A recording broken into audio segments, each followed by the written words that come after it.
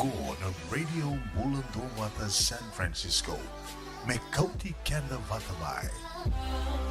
Kuwa. Kuni nagtambadada ni nondongoni na website. Tumbo na RBF nandun na raw pagkadada ng milyoni ng dola.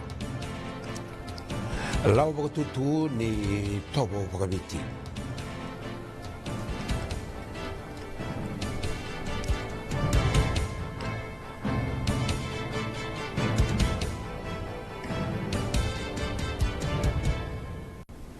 Waritaka na vunilawa o si Romy Turanga ni matintu ka Amerika sa kuni rota ni vitunong dolu na itambadada membaleti iran no nondongoni mo na liwaliwa sa website.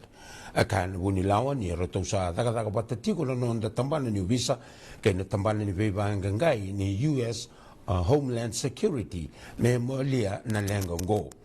Wakarita katali na bunilawa ni waritaki na itukutungo nandun workshop kadidibaka na National Center for Missing and Exploited Children kay na US Homeland Security Investigation. Kaya si Romy ni Oira era wakadoratigo na wikaongo era wakayangatatunga na taliboni. Korea ni rausa na sainitaka na nonda tampana ni visa kay na US Homeland Security yendo na beindin dinati. Merau na daga mekilai sera lakiada saratu vogadava kenri tamba tau kilikili na nondongone na website.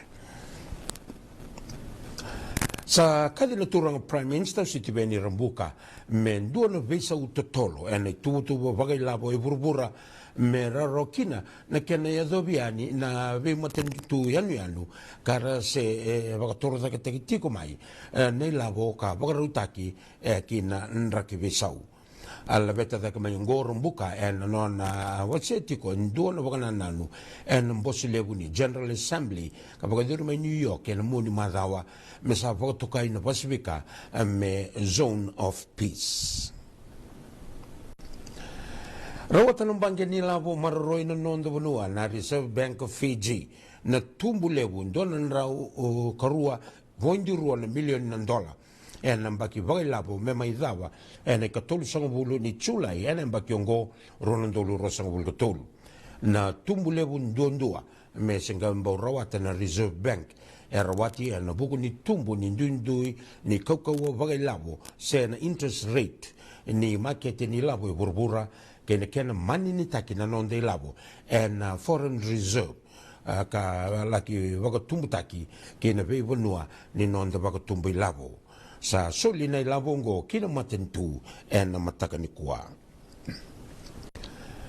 erto sa banganga tikondo na mati lawa mai na tambana ni CID endo na kisi ni kudu ka bagai tabikine endo no visa ngo and no kudu batale endo no visa. Yado na bei kaungo na moni madawa ka sa ribo te taki kina station ni New Visa mai lotoka. Sa vagarota na komisina vakatao New Visa o Chuki Fong Chiu me vakasuka mai na nona uniformu kene yaya kede ni daga vaka visa ka me musu vema ma na keni sau me doba ni sa vakaidori uti kede na bei baangangai sa tumanitiko na bei baangangai. Ia mai no sorry. Rai kina matibilawai mai no sori ni kua dona ndau te beitaki ni te ambaki tolu sangulu ka beitaki ni kuduba ndona marama ambaki vitu sangulu kalima nona tikitiku adona vekaungo ndona ngauna maliwa ni katinka rua kini katinka tolu ni September ngaungo ka ribote takana turang ni koro katinka ono ni September. Kena kini ati kundundu ngai vale na maramongo ngona rongo de kini ndona rongo ni ngole tuma ibaka kina nona vali kuro. Ia ni laki reidayani ngai reidana tangani ngo ka kilikoa mani tukulubwa mengai bobo toka ndua na ki na makumbuna ka mani lesu melaki ndabo na nona rumu. Ia lomolomo ni mbongi ngai durumi koa na maramongo na tangani ngo nona rumu ka baka dorwa na wala tau kilikili ngo katini ka ono ni singa sanga tukutuku na maramongo ke bua indona mekana ka wakante o takisara ni ki wana turang ni koro ka mani ribo titaka na turang ni koro ki na station ni Neuvisa mai Vunindawa. Ena i ka rosang vulka rua ni September rau talai yani kena rua na visa me rau laki besuka mai na Tanganiongo. Ia mani monge na Tanganiongo ka me kaku ni besu ka ndresuka no na univo mo indoor na visa ka paduka tale indoor verau na kene karua. Arau kaukaua na visa ka mani besu mai na Tanganiongo ka sa tauriti ko baka besu. Sa mbeta ki tiko na Tanganiongo e nandua na dhala ni kudu e tolu na dhala ni veiwaka mawotaki kei nandua na dhala ni waka dadana na iaya. Kina ndua tale na kisi ni kudu rei kina matawelo wa Yesuwa ni kua. Endo na leo e mbaki tolu sang vulu ka mbeitaki ni ka kuduwa. Endo na ngone leo leila i mbaki wa. Kei naki ni waka dhori na leo ngo na wala lo mango e na ikatini ka lima ni September ngo. Na leo ngo en kasi tibuli ni kindi ni kona ngone leo ngo ka kainaki ni waka dhora na dhaka lo mango e na ngona waka ndara matiko kina ka wa na no na isul ni sil. Sanga tukutuku hongone ki veitina na ena singa tunga ko ya ka ribo titaki ki veirto na CAD. Sa mbeitaki na leo ngo e nandua na dhala ni kudu. Sandingi taki me chemeni wo ni Fiji ni mo sata sandingi taki na chemeni eliu ni Fiji Television o iso kalomera me sa chemeni wo ni Fiji Broadcasting Corporation Limited. Kadi ba kiongo na turang Prime Minister e na nona tutu waka Minister ni Public Enterprise sa lumuretiko na nona samai kirea na nona waka dengu na chemeni ni FBC o Amrit Ajay. Kani sanding taki me matani nonda matani tu ki Australia. Kalau mera e wutu zongo tu en kila wakadakadaka ke na value taki mai na veitambana lelewu ka waka itavi tu mai kina e liu. Ambau kina na CEO ni itau ke Trust Fund. Itutu wakan director na New World Supermarket ke na Fijian Holdings Limited kana laki yang sarap volewu kina value taki na FBC.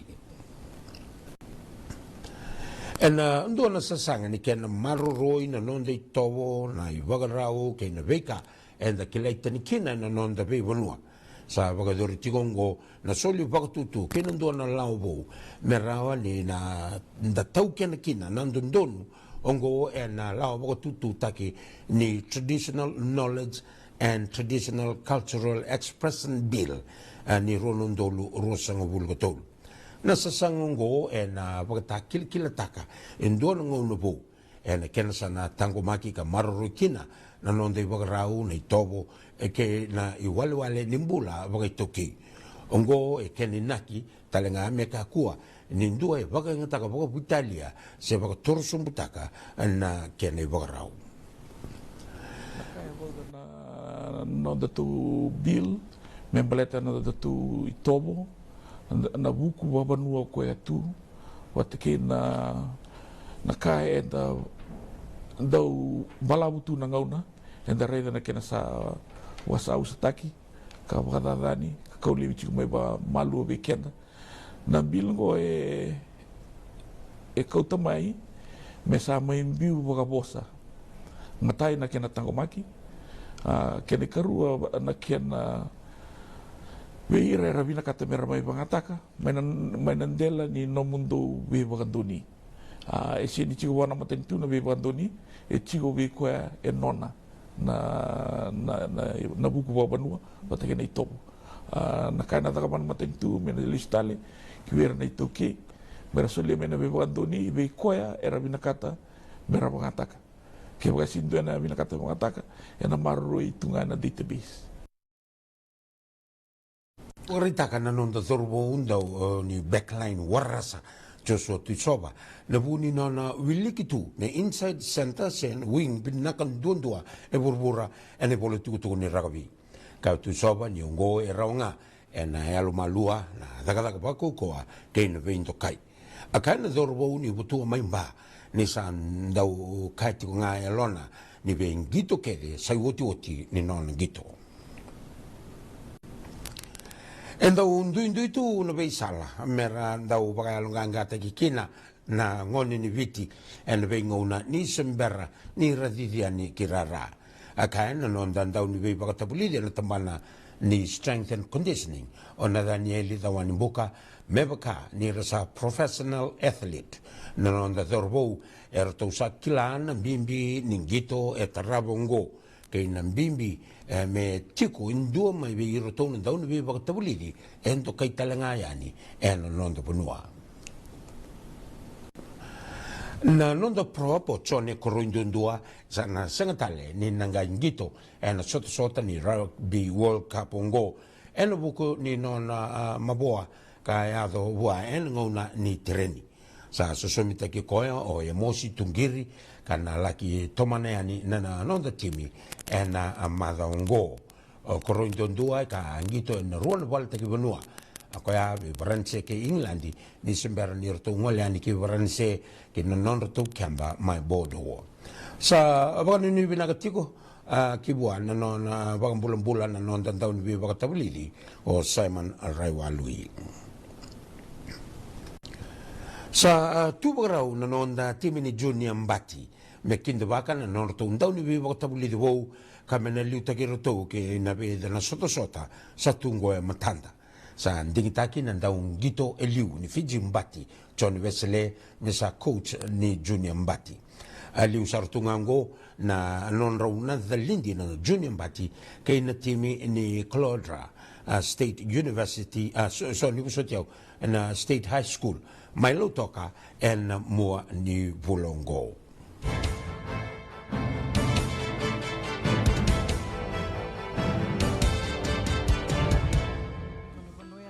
na dhawi kalawa kay Mrs. Titilea na itini. Wei talanota ki kina na ulutanga bimbi ka daun renre na kena wei talanota ki sewa sei ana matana lewu. Ulutanga ni tosu kiliu. Wei waka ungeti kan dau wei labeti. Rongote na wei akabin ni tu siti ni 7 na tini karoa na tini kalimana miniti wei kemandoi viti. 7 na 5 na tini kalimana miniti wei kemandoi California ana wei singa moniti. Ana wei tokoni ni JJ's Food Shack, Santa Rosa, California. Rongodi na Radio Bulundong Wata San Francisco me Kauti Kenda Watamai. Senga, isan dondi na namaraw kinabogi vingilewo wakila. Wala Kesa mani kavivi na nongumbula kemundo sana senga nilenga. Dona senga talanga ni rere walo masemundo warakati ko nila wundrang-reng. Balata ni swata kabatu na nongu life insurance policy. Iko na kam tuwa ka tabi sa tumumantanga na numundrangay siya nga tunaman tu pepa. Sa tiko na mate, si senga na pepa, senga na lenga. E si rawa nga ninduwa na nomu life insurance vei Lincoln Heritage Life Insurance. Na kambani ni life insurance ka nga niti kenda binaka na ito kay kanda sa mga ibogay tiko-tiko ngoya Amerika. Rawa-rawa sara na baka leo fomo. Text mai kina wasay wawalu, walu wandua, tolu-tolu walu lima, en na kena itukutuku matelalay. Nungu chisu nungu banua. Dorongode na vima maniono kina vitu en na kawani bugululu we kemadawe California. We mamani ruwa na kawi kina tolu en na singalewu ni lotilewu we kemadawe viti. E warotaka na New Methodist Christian Fellowship USA. Rongode na Radio Bulandovata San Francisco. Me Kauti Kenda Vatamai. Hey, do ba ka tulot ko? Do sa alo pala mo din. Sa permandangan to buluboling gayaw talito ni stoa. Tolako. Sabi niya ako na store, wala ka tungang maulimat. May binaka ni sa tukets nga kina nagkatungan reba, may paleta na nato ito ilalako. May binakasar nga. Wala roti karibate ni kina. Dato birito na bisi nga nagkarimate ni. It means kaya na sausage roll. Gaya rito makuntal nga nabukas ang ibukas ang lemon na bisi. Karatal mo na address. 4525 Montgomery Drive, Suite 2, Santa Rosa. Do ba ka parang chubeka kina do na ako ni matubale, sinong do boli nga ba ka matawa? Wala ito mada kina mauli mada. Esa tu kede kina na yaya ni kakana. Yaya ni ti kina bikala lai tale so, kanda un renre na kunea. Artu raw talaga ni kota nom ni boli ke ba ni tigo man na marin se Sonoma County, kan renre nom ni vila baki, vitar tarani kina napani taliboni, 125 saiba. Vitu tolu 5 vitu na kena ituku matay lalay. Mauli mada, 25 Montgomery Drive, Suite 2, Santa Rosa, California. The toka, the komba na kena dami-dami. Wakatiringa lala, sabsaba, kangai waindonu na yangona, ena San Bruno Kababa. Nada ba? Tukun tali mo Na San Bruno Kababa, ningali mai ni mai kitogole manda na ngandi kale busara. Ersama ibukan dina taga katalay taga na manggosa kay na banga sakit tilibing garabi. Toka sarangan na lomundono di tao ng San Bruno. Wala kata na San Bruno Bus Station kay nararana wang gabulewo na San Francisco International Airport. Kuno binakatalangan di Waraki. Kendo may bitala biruto ng walibiti. Se do may bitaba ki biruto na sanggay ngole may kimerke. San Bruno Kababa. Ono Toluseva, San Mateo Avenue, San Bruno, California. Dola na bay singa man doon na koloka na singilevu, kinatinikan doon na koloka na bongilevu. Ena radio mulando vata sa mai botongo ono na miniti me bana ka loko ke raiti kuno mini bebo soti ia kani marau ninda mai sema talitiko nda mai sema rau talitiko ena nonde wa siningo no vatongo ena kavi vina kani moniti ne kerusanga bulu kalima ni singa di bulu September te kubutongo na bulan bota bekito ena bono lebongo Amerika sena si burburongo sa te kubutiko ningo tolu na bulan do bakile tukina na bulan bota to tokanan raki to tokatelangani nagai tika bu bakasarawa ni ngona kena bisa na roka ni wunikau na ronikau kena sana tika bu me bakilai mai bakamalua nan rakim batambata wakambula tika ni se buru dawo ni se matika makina and kabi benaka ni moni tendendai to city bekemni and be se buru taliso unita ni bulan benaka tiko doanga na ka ondo kiro do be me va ki tiko kino yani sa tiko bu mai na batambata sa tiko bu batatal nga mikina na allergies weekend na sando bakila tiko na allergies ko nga kiro do be tal no ta tiko yani ki tupe bai biti senda do kilato nga tinga na da to be mate do kene ki tunga na badataka sena mate taka ia ike sanda ge me bakila na kena duin imbada tiko na cold tiko na flu o tia sange tiko yani na allergies ia so keto sa baka me sa normal tu na allergies yanda wakilani sa tiko mai na bule bottom bango kasaranga sa sala watu tu mai ya ken allergies kava tunga ni chilo sonangona sa butunga na udu na wini mata laku tunga sa watu ya baka me sa mai normal tu kanda baka vini ku tukina ni na tu talinga na bika so rauninda ngunuba rauninda kania me rauninda na mo soe tukina tosu vinaka tunga kina nambula na visinga. O sureti ke mani o tina 5 na tini na miniti ni rongona na maki ke Mrs. Titilia na tini o na thawi kalawa.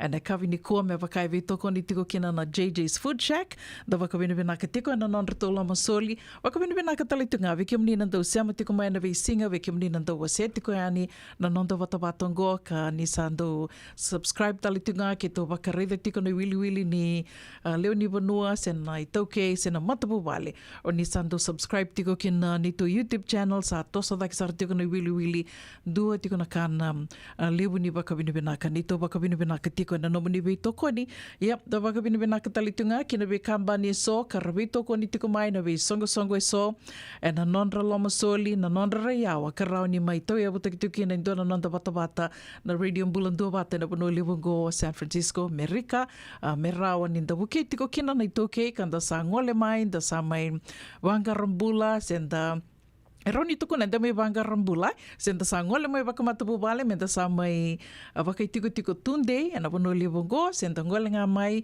baka teki kenda se baka be otini me may sangay mandanga vida na kalalai enda navu tukina me baleta na nonda tiko may viti na nonda tumbulang nangone ko ay tuku ni tiki nanda may bangga rambula tiko na nonda may tiko ana pono Livongo kanda baka vina ka tiko kina na vi songo so me baka na Regional Pacific Islander Task Force bakatalitunga kina na Ethnic Media Services na Sonoma Department of Health na Alameda County Department of Health kena be tambana taliso erando vito ko ni tiko mai na kena didi wakitiko na nonda batabatongo na radio bulando vata San Francisco meko tikanda vata tiko mai namni to kani go na vuninda koa na sibina vai na tini na minitin da na ronga da tikina na iwasininga na retondo vito ko ni tikina bakarota kitiko mai na Regional Pacific Islander Task Force endo songa ni tukutuku ertongan draba me mai bakasabui tiko yani me nda bakarara mata kitiko yani kina na itoke kanda samai vakitiko tiko e na vanua lewa ngo Amerika ninge na nama ki tiko mai kina.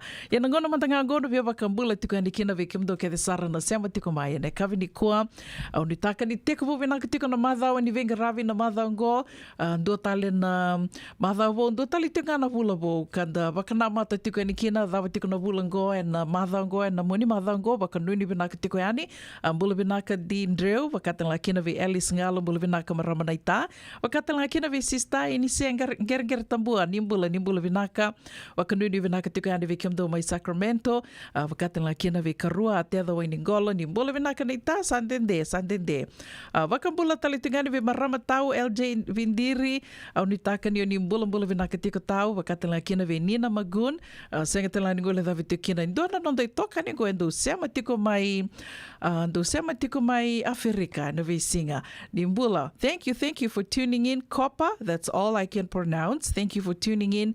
Please share our page. We are honored to have you on our show.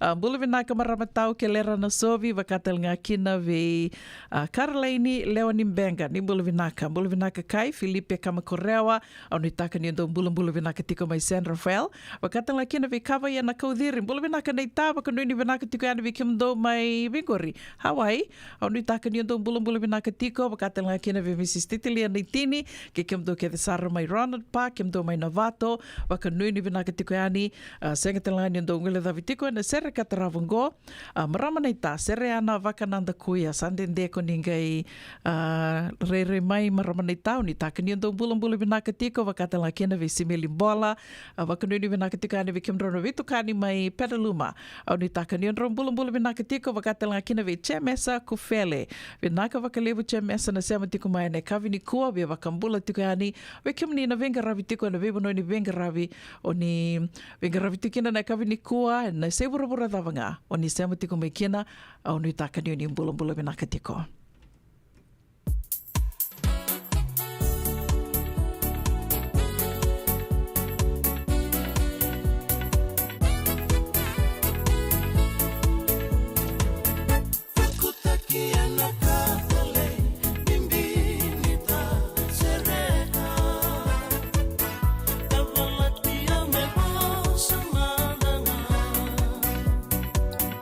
Then I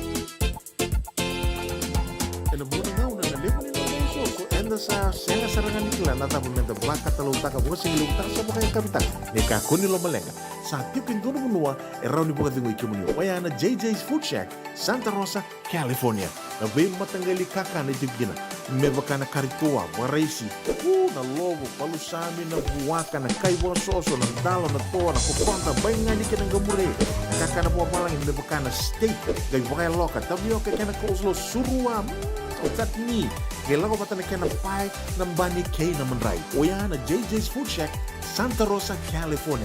Era sarang ano direct message virto giring akin na bitu sa iba bitu tolo dio tolo doon limono se o nga wala sarang alito mi kumay na nomota na dio maluma Billy Street. Oya e Santa Rosa, California. Era talang ani rito ulit dilibot na kaya na kaya mukatalo wasing lebo sa mga kabin ya may Santa Rosa, Kinavato. JJ's Food Shack, Santa Rosa, California. Beba kasar na. Paniray na tokongo na kenay ray dua ngana rukuni buni kau, dua beiran yang tinggi taki, Reverend Aminio Balen Rock. Tama kamay na nonton programu Bagamadawa na toso ni ngauna. And bengarabi ni City Veni Raturla. Singa buglulu ni Sibuna Bayan na tinamniti may kiamo ni Amerika. Singa lutule ni Sibuna tinikantua and tininamaniti may kiamo ni Maiviti. And Veto Koni ni Divine Group of Companies. Maolimat kay na San Bruno Cavaba. Namaka and a Radio Buladong Bata San Francisco may kauti kanda Bataman. Doyan Robina ka naman raman na ita. Do samba di ba kusa-kusa iwe? Yandra na ita. Kita sili katalaw mande na Orange Lounge. Maleka. Warasan ba di kata-kata pinakasartunga toboy siyang pambakaw. Ngay way dala tukin ng bata. Koe serengan kori. Sonong ngona santa pinakat serengan na kenta kakana. Di na to zoko. Kaya kita sana berata ini bagai singlebu, kita sana gali bagai kabin ngaya ni kena. Na Orange Lounge, katalaw baga singalebu sa bugay kabi, baraw tayo ito baga manggo sanggay totokan na buno ni kana. May namenda to ito ni ti, kanay baga singalebu sa bugay kabi, may baka na baga sa kera, na sui, ikatabu teke, roro baga lolo, kay na vida tale. Giraraw mo kila na menu ni singoya, na Orange Lounge, tolo-tolong dua, Orange Street, Santa Rosa. Yang dua tala na tamang ni Bingarabi ni Divine Group of Companies. Dola may nawal na kaloka na mataka, kinawal na kaloka anambongi moniti kina singatambo na Orange Lounge. Tolo-tolo dua, Orange Street, Santa Rosa. Ang environment may bakarita kaya ni mundo may na South Bay, San Jose, Mountain View, Redwood City, San Bruno, San Francisco, kaya na vivo na volikata, ni sa tikong going doon na nonda tuwing ngandi-ngandi. Na San Bruno Cavaba, dala kumantangayan ni tali sota tukina kavikilay, eralibu talitunga ng duipay kay karandongole di kina, kanto na kana non retalitaka. Na lebu ngona ni non retalitaka kina wasi binibingarabi ni turang Tower Rakesh. Samba uli kadiwa kitumay kina na Crown 4 News katambaki talitunga and the San Francisco Chronicle. Esa mabawa kay rongo-rongo saranga. Kendo vangar tano tiko senaya ni angona na sote singiliti ni viti na kwila ni viti kena sotali ni yaya lalai bebakane uku kuni vale do may raito manda and the San Bruno Cavaba. San Bruno Cavaba, ono Tolusaiva, San Mateo Avenue, San Bruno, California. Taong dola may na doon na kaloka ng singilebu, kinatinkan doon na kaloka ng bungi ni Moniti, kinasingatambu. Radio Bulando Vata, may kauti kanda vata mai. May San Francisco ki burubura. Sema mai ngay wasayani.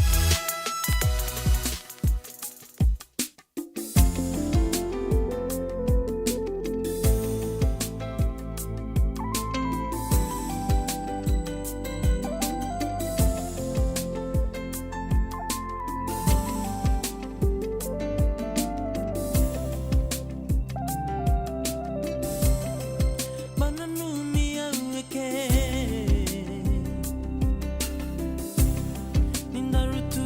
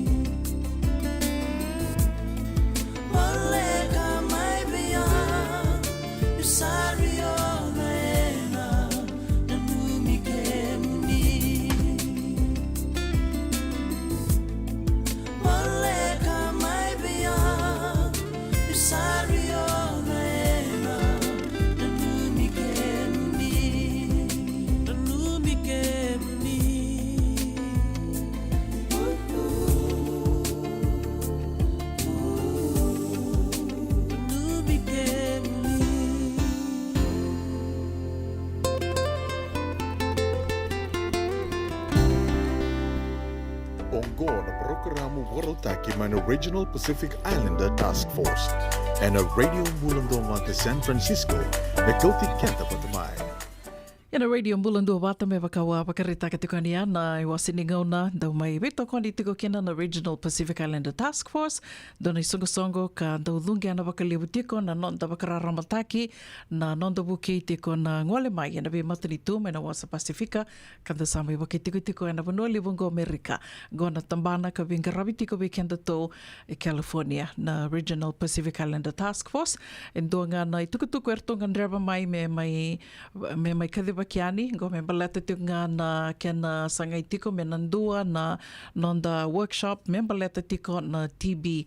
No matingo na TB ka rau telenga ni na wikimdo na simbera tiko ni do lakuani mundo li dikebi na TB test me wakani ngandrevi tiko na TB test. Ke baka semani vena bono na lida kadaka kina baka bibi tingo na tambana ni mbula wengaravi na tambana ni mbula ndakila ka do vital nota ke baka lebu tiko and radio mbula do bata ni tambanongo and the ngole mai and the mai tau ya buke kina na daka va caregiving ya na daka ngonongo and do na kai ngandrebi ngandrebi saranga kino ya mena monakota yani na wakandina dina ni o sandikevi o ti and na mationgo na TB sena no mu TB test ya we kiomni na semberatiko ni dakava na TB test ni sember ni wakatataru tiko beka se vena vanua ranyo ni ngole kina mena laki dakana no mu ni TB test ngo endo na ngone ranyo ni na maki mekina ke ranyo ni ngebe tukutuku ni takatiko yani na ga ibakaidurtiko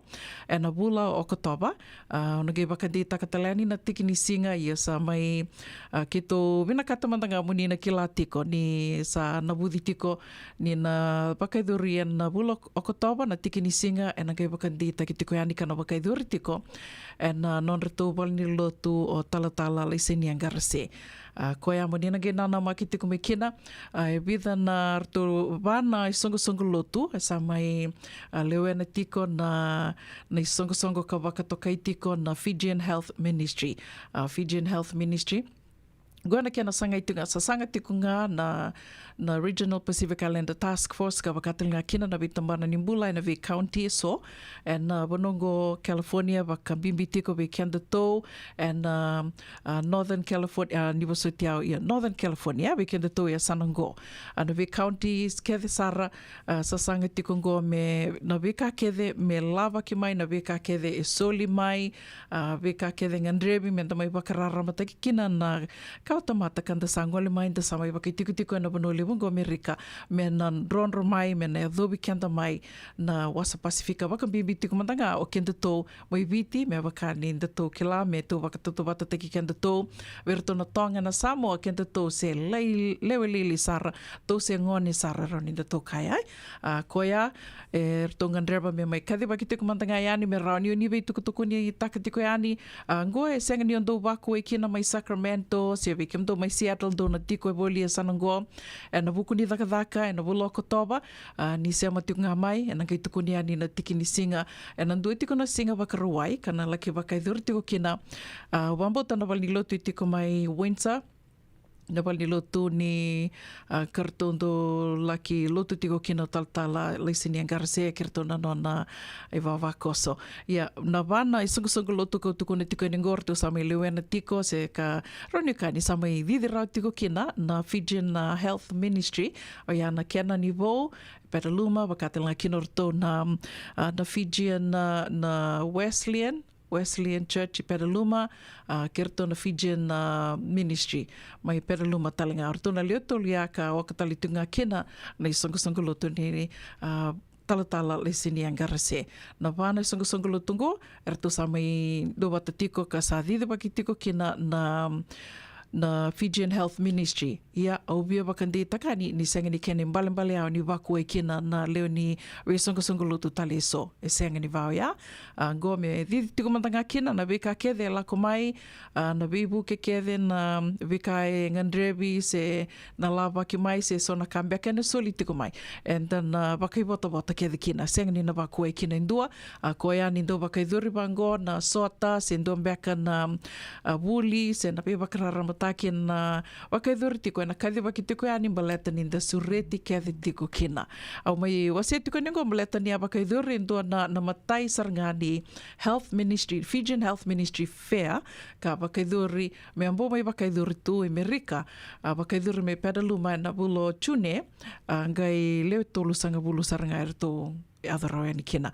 Waka sama tak mandana kenda lewe na lewe ni wili ni toke sa tongo e lewe tolu sanga bulu walangar to ai adheani an singoya ka erto erangole ani na lesi mai na vitambana ni mbula oroni ka na vitambana ni mbula ke desar mbuleta na cancer na tumbu nindra na mati ni suka bo ado talinga na dalinga na kena lakindi kebe na dalinga wakatalinga kina na hepatitis B ke na vika ke de vau ya koe o tukuna kina na vitambana ke desar ni mbula wakabonga na mbati ke na matai ya koe a ki tau savital no tiko kina au sando wakareitaka tiko virto na numi tiko ngoe ndona kai ngan rebi tiko wakalibu be ke to na itoke na kena wakararota ki na kena ndikebi na mata ke na mbati balete ni ndekilatu e sau lebu ke senga suti ni rawa me wakana nonda ngole ani ndalaki me laki ndikebi mbeka na ena buku ni tumbu ni ndra se na mati ni suka en daunre tiko na kena nondalakani me lelore na mbati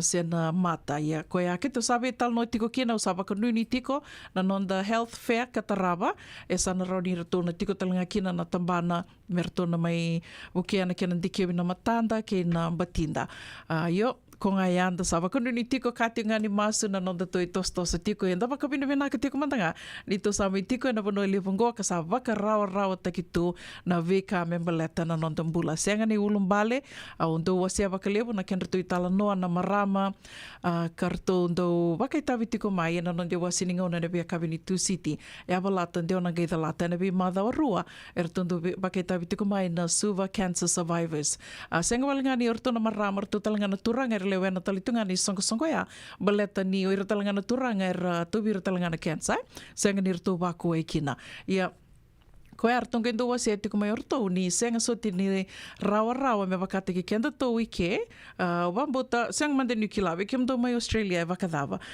vikim do mai New Zealand vike to wike e rawa ratuna ne mamingole me laki ndikebi wakana na pap smear na mammogram wakambimbi mandoro na rua ya baleta arona cancer ka kile levu ka ndawito bi wakalevu e ndakilatiko ia artoge wakaritaka mai na pap smear e rawa vir na marama mai viti me ralakindikebi kina ia na mammogram e senga ni waka ike na kena rawa ike au wase tiko ningo miu ena waka nui ni rau ni no be waka ungeti kina ni me toki la tiko kenta tona sa yadra mai asanango to sa yadra mai na vanuli bongo e waka rawa takitu na vika so memba la tiko na nonda lako yani mendala ki dikebi na vi mate ke de raunin da waka sama taka waka bimbini da sa me vinga rabitu caregiving da sa kilatu na mate rauni na tubi kiandai ia koea au waka nui tiko kina ni nda na vi tuku ni taka tiko yani na kena na waka iduri tiko na workshop na TB workshop na wula mai ango Okotoba kana gai waka ndi taka tiko yani o na gai bita tale yani na address ke na tikini singa na waka iduri tiko kina ndona ka endo tali kina na nonra sasanga mai na Regional Pacific Islander Task Force ke na vetambana ni mbula na ve counties ni ndando sureti menda lako yani menda levu ke o ti artonge do wakaro takatalitu na vika so me wakami doli tu mai ni wakabini binaka ni ndangole yani enda laki wakanga taka na kani vevu ke ka senga ni nda soma kina ndona ka ye wakami dali so mitali tiko na nonda ngole yani ndala ki wakanga taka ya so na kai ron ndana wakabini binaka tukina ka nui taka ni ndana ve tukutuku ni taka tiko yani na nonda TB workshop bikim do mai wala ka tuko na bikim do me batuanga bikim do mai San Jose do sureti talitunga ni kina Sacramento e senga ni dua e vaku e kina na geva kandi takatiku ni na tiki ni singa bikim do na singe ngole mai do singe yadavo mai Amerika ngoendo na ka en tarongi mai na no TB test vakatanga kina immunization io Tobi tal naman nga na TB test, koya na vinaka mo ni nangay siya matika mai meranio ni na kilakina na ngauna na tikinisinga na vanua na vakaiduriti ko kina na workshop ngo na bula katumai na bula kotawa. Sivitanga na vai na rosanga bulu kalima na miniti. Ongo na programa Warotaki man Original Pacific Islander Task Force and a radio mulundong at San Francisco na kauti kenta patumai. JJ's Food Shack. Itigo kena nakakana boga biti me bakana kokonda. Lobo benga ni ngai kani itu na bundi nan dalos sa tapioca. Nakakana boga langi me bakana steak bakaya loka kena coleslaw. Wee! Nakarito sa wada badina na kani kana. Kaya itigo talaga na nono specials and lomo ni madawa. Daw tamba na Facebook na doi ni tiwa ya na bani manray pai kay na bungatale. Gora na JJ's Food Shack. View Valley mo Billie Jean Street, Santa Rosa, California. Pero talagang rito dilibo yang may Santa Rosa, may ato sa rani kinavato. Girit-rito sana kinavitu sa mabitu tolo dio tolo dundu al limono. JJ's Food Shack, Santa Rosa, California. Dendram beka nang wala ni kibalilo tira buko ni oso-oso pakadadaka. Sendrakin kita beka na itos-tos nimbula, kuha nilenga sinuingaw-gawa. Nana magi-may kina programo Warotaki. May veratao na New Methodist Christian Fellowship USA, Nongu Chisu, Nongu Banua. Rungo na bima maniona na kabini buko lulu bay Kemundo e California, bima manindu na singilewu ni lotulewu bay Kemundo e Viti, and a radio bulando vata San Francisco, me kauti kanta vata mai. Ai, Kemundo bakando tunga may Viti, sa baka matalaw na namundo ko bati. Sa lemo na Kemundo tinika na tinimbulu Macau ng bisikete na rebata, red cow, wupo! Dasako si masarangan na ikatungo, gamay tutalan na kinurnibono kinambele. Pai, correct. Daw wala may we. Uy, doon sa ito ni Kila. Kito bulbuli nga may na maulimat. Tungan ko Santa Rosa. May we? Na maulimat, wele. Daw ko na nanonda business ng ngonit daw kay Amerika. Daw ko sa may. Daw may wali-wali na maulimat.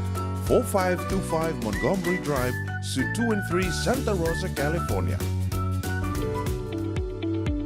Yavalata, Dionangay Valata, and Radio Bulan Duavata. Wait talo no te kina na bika membaleta na nondong bula. May weira na kanan daw may natambanan ni bula so. Nasi na puniway. Promoda na bana kaloka na bika Avenue City and a veto ko ni Lincoln Heritage Life Insurance. Nakamba ni Life Insurance kang anitikan na kaibiti Amerika. Sengan din ni Karaw-rawan na daka-daka waka kekiba. Ia endona kainda wipu ke kawaka mamanta takatu na bengarabi o ya kitu na kendo to kakana. Leika na dalo na bisikete na reobata na sunbells e tinimbulu Macau. O kendo to na senga tiko ni driver se senga ni waka motoka kandau dren-dren na tutu beto seaki. Erto satu wakarao na Divine Pacific Food Mart may Sacramento merto taladeani na nung ni boli-boli. Raw-raw sara. Witar-tar ngayani na taliboni diwan 21 toluwa diwa ono saivarua merto wakarotaka katalada may nanong ni boli-boli na kinangona totolo tuwa. Divine Pacific Food Mart, Viturua Diwawalu Franklin Boulevard, Sacramento, California. Namba di taliboni diwan 21 toluwa diwa ono saivarua. Ertong garabatalangan ni kanalay wakasuburian ni nanomu yaya. May nanonoto stoa kinanomu mati ni katumba. Ia na radio bulan dua vata sabi mamando no na va na kavi tiko ni moni tindenda ni karusang bul kalima ni singa ni bula September yendo bulu vinaka me batuanga wakadu ni vinaka tiko ani wakatan laki no vikimundo na city lewe San Francisco bulu vinaka si stavi na isi ruvato onu taka ni bulu vinaka tiko onu taka talanga ni rto bulu vinaka tiko na vitamani vitukani mai batuanga onu taka ni bulu vinaka tiko maramatau liviana ngoro vinaka na sema tiko mai na kavi ni kuam bulu vinaka emosi na CV.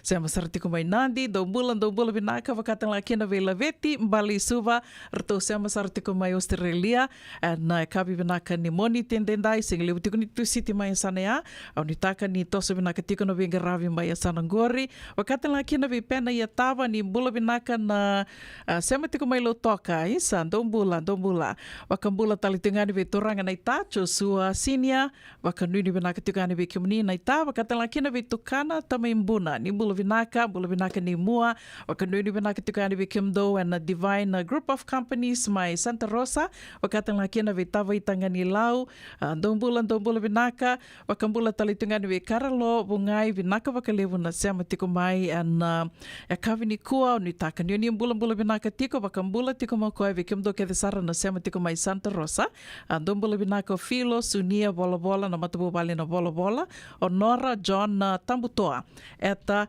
kena nona matabu bali o Ella o Laisa, ke kimdo ke sara na sema tiko ngori mai Viuto, mai lebuka, au wakanuni vinaka tiko ane vikimdo, bula vinaka si Starbucks Rosé, o ni taka ni maro taka tiko na nomini ngande, wakalibu mai na hot bread cream bun, o ni taka ni sana ngunuti cream bun tiko na sausage rolls kena vika ke dentando dindi vitu kena ninda sama itu ya ni sana goe wakanuni vinaka tiko yani na bukuni nomini ngande wakatanga kena ve leme ki salu namboso levu ni Mao Limat, se Employee of the Year Becca, wakaduni vinaka tiko yani, wakatalangi na vi mere salandoka ni bulu vinaka mere, bulu vinaka Mrs. Naitini, bulu vinaka maram naita di Lady D, wakaduni vinaka tiko yani, wakatalangi na vi marama tau, ni taka ni sa wakadhengu vinaka marama tau ena noa, irena tema, totoka na songo ena singa wakarawai ke wakau ni adalata na songo ni the Aunrobe,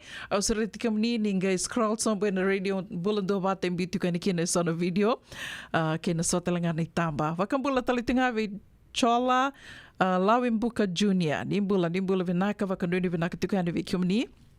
Wakatanga kina visimeli mbola buki miri nimbula vinaka vingana bono ni sema tiko makina na kavini kua au nitaka ni nimbula vinaka tiko dove wakamu sasenga ni via waka mbulani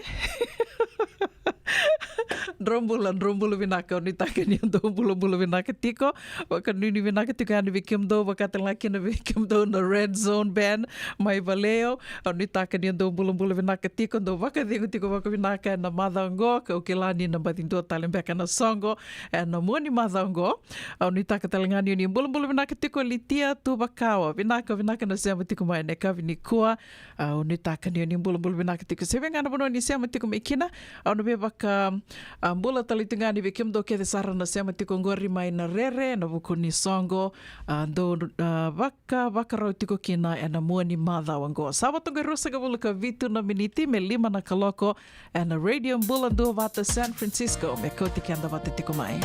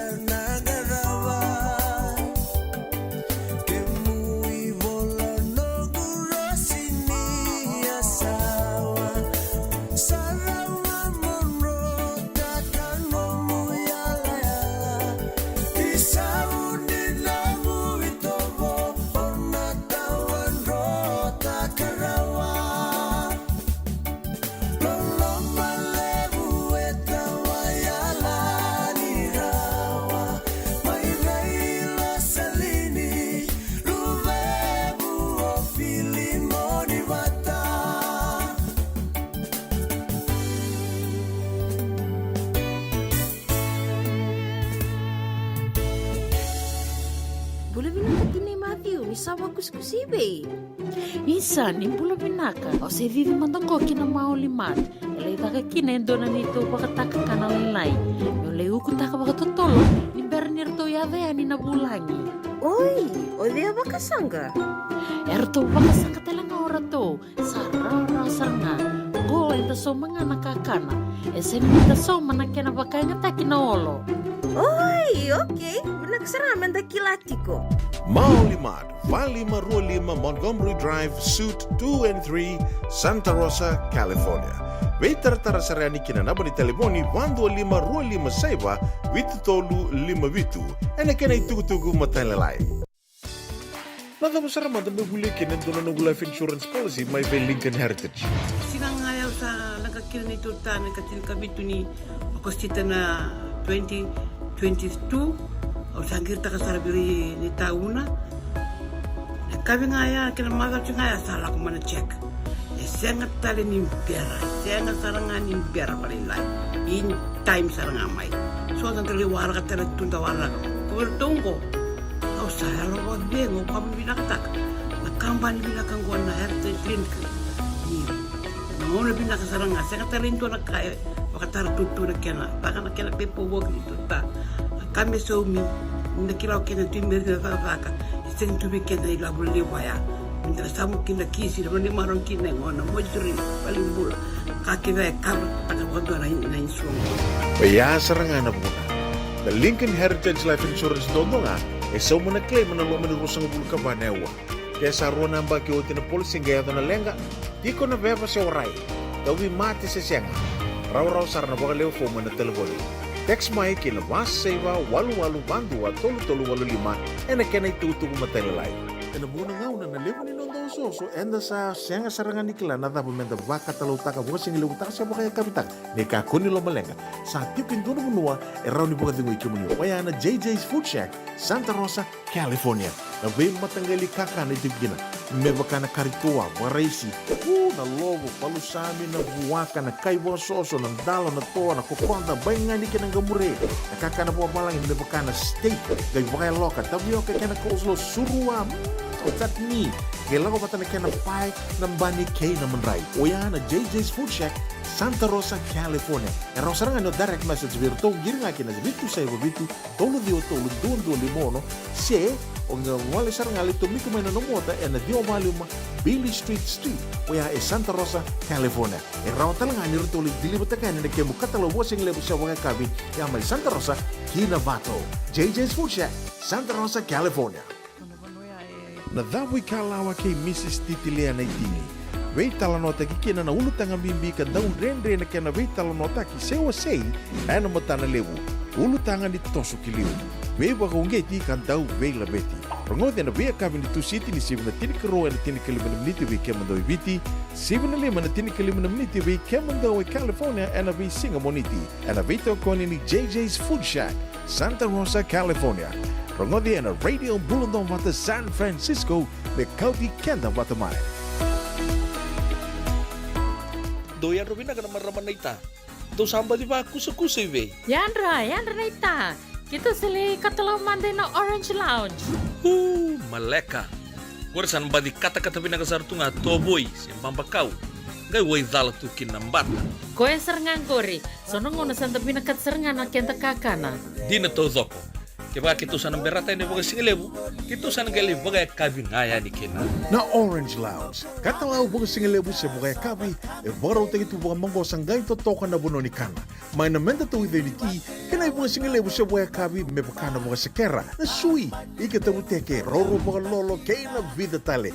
Giraraw mo kila na menu ni singoya, na Orange Lounge, tolo-tolong 2, Orange Street, Santa Rosa. And dua tala na tamang ni Vingarabi ni Divine Group of Companies. Dola may na walong kaloka na mataka, kina walong kaloka anambongi moniti kina singatambo na Orange Lounge. Tolo-tolong 2, Orange Street, Santa Rosa. Kumpara kena yung dami-dami. Baka diri nga lala, saba-saba, kanggay windon na yung kona, na San Bruno kababa. Nababa? Tukun tali pa na San Bruno Kavaba. Ningali mai ni mai togole manda na ngandi kale busara. Ersama ibukan dina taga katanlay taga na manggosa kay na mga sakit tilibing garabi. Toka sarangan na lomondono di tao ng San Bruno. Wala kata na San Bruno Bus Station kay nararano ang gabulewo na San Francisco International Airport. Puno pinakatalangan di Waraki. Kendo may bitala biruto ng walibiti. Se do may bitaba kibiruto na sanggay ngole may kimerke. San Bruno Kavaba.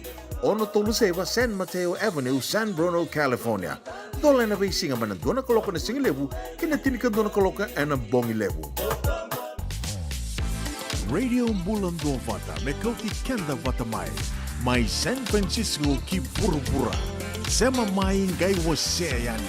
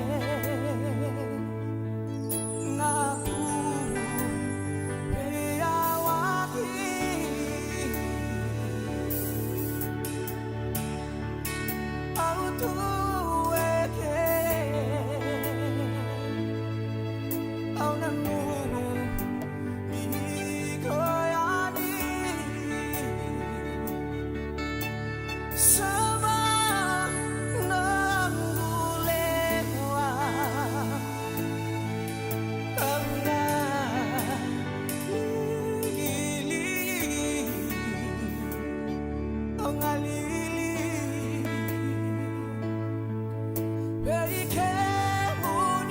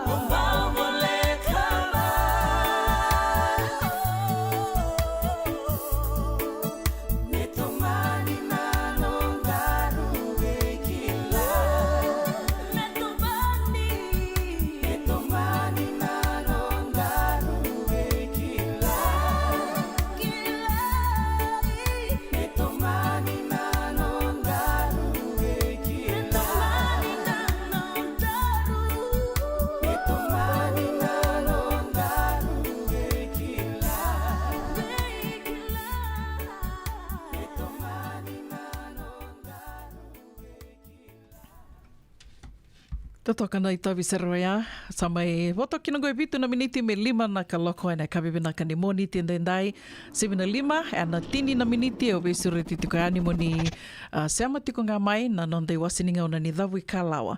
Me waka ke rondo mai vetal no tiko ni kina ke Mrs. Titili ana i tini ana vea kawi ni moni ti vitoko ni tiko ni JJ's Food Shack mai Santa Rosa. Ia vida tiko ngana i tukutuku e adhara tiko mai me mbaleta tiko na na i rongo mai ni songo e na kawi ni moni tendendai rongo mai ni songo ma taitaka ni tukutuku me mbaleta tiko na lotu dhokovata e na moni madhango na ka na wakarawai ne ka tolu sanga ni singa ni bolo September e ana wakarawai sarangango na lotu dhokovata rato mbiuta bata tiko na songo se na Kornibuli na Lelin Memorial School go e era wakatali tunga kena na be Kornibuli ke desara ni lotu esele e viti.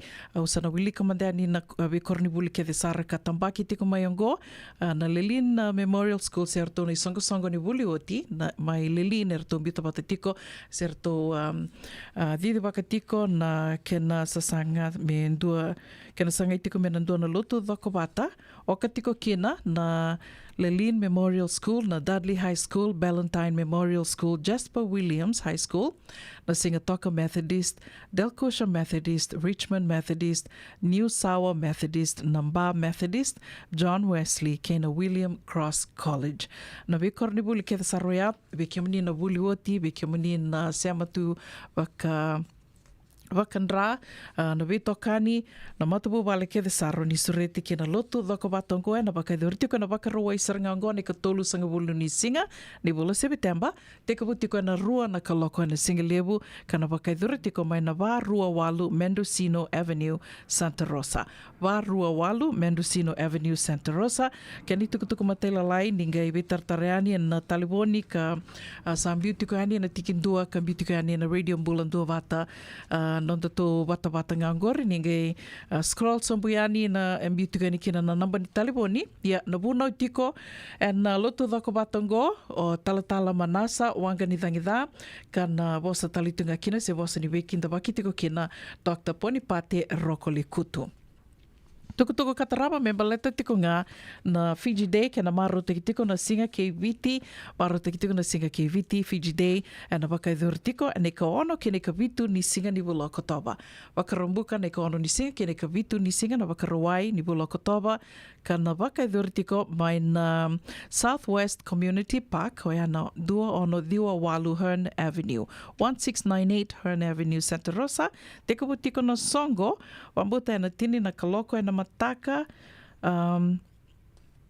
sembera talindo ni tukutuku e mbiu mai ka usawa kandui ni tiko ni senambera na Fiji Day rau ni kito na mebetal no ayani kerto na leo ni songo serto na leo ni komiti karto didi waka tiko na Fiji Day na mbakiongo kangautora rau tiko ni na waka tiko kina na VCCB na netball wakatanga kina na rugby ke na volleyball tona ngito e tolu ea waka tiko kina na kena VCCB ya ko nga ya, saba kanu ni tiko ni nandona ngona leka ngo kita na bebe tal no tiko ani kina ndo verto na leo ni komiti to di waka tiko na Fiji Day ni ambakyo ngo ronandolu rua sanga bulu katolu songo dava ngando lewe na tiko semani waka dava tiko na nomundo lalawa do wako tamai rauni na mai kade waki tiko ani and na nonde rongo mai walni songo and na radio mbulando bata senga tiko ni na somi kina ndona ka do ngana ngoni salango roni kito nando webu kitu kina and na nomu ni sasanga ni songo Sabatongo e tolu na miniti me 5 na kaloko at radio mbulando vata San Francisco. Me kauti kanta vata tiko mai ko surit kamni na nama kitinga mai 7 na 5 and na tini na miniti. Kira na bebe tal no tiko ni kena ke Mrs. Titili na tini and na nonde wasininga na ni dhawi kalawa ka bitoko ni tiko kena na JJ's Food Shack. Na dhawi kalawa ke Mrs. Titili na tini. Veitala nota ki kena na ulutanga mimbi ka daun rendre na kena veitala nota ki sewa sei ana matana lewu ulutanga ni toso ki liu vewa ka ungeti ka dau veila beti rongode na vea kavi ni tu siti ni sivna tini karo na tini kalimana miniti ve kemando i viti sivna lima na tini kalimana miniti ve kemando i California ana ve singa moniti ana veito koni ni JJ's Food Shack Santa Rosa, California rongode na radio bulundong wata San Francisco me kauti kenda wata mai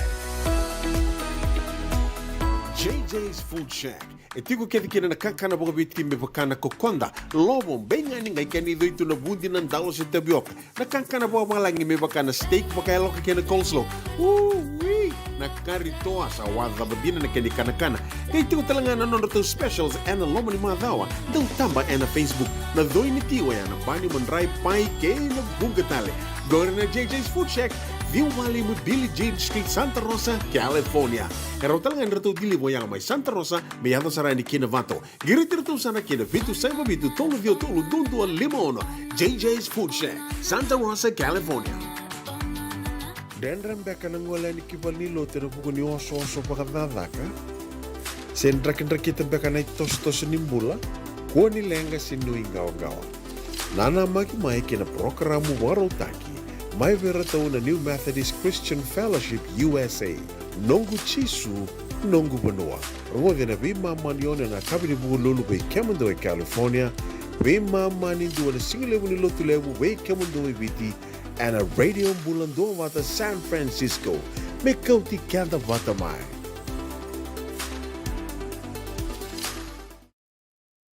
E senga dina ni kara rawa na daka waka kekiwa. Ia endona kainda wipu ke kawaka mamanta taka tuna bengaravi, o ia ke tuna kenda to kakana. Na ika, na dalo, na bisikete, na reo bata, na sunbells e tinimbulu makau. We kenda tona senga tiku nindraiva, se senga ni waka motoka, kandau drena na tutu beto seki, erto satu wakarau na Divine Pacific Food Mart, mai Sacramento, merto talaveani na nomni boli-boli. Rawa sara. We tartar ngayani na taliboni diwa dua ono toluva diwa ono saivarua merto bakarotaka katalada mai na nomni boli ena kena ngona totolo tua. Divine Pacific Food Mart, Viturua Diwa Walu Franklin Boulevard, Sacramento, California. Namba di taliboni diwa dua ono toluva diwa ono saivarua. Erto ngarama talanga ni kena leboka sumburi ani nanomu yaya. Mai na nondo stoa kena nomu mate ni katumba.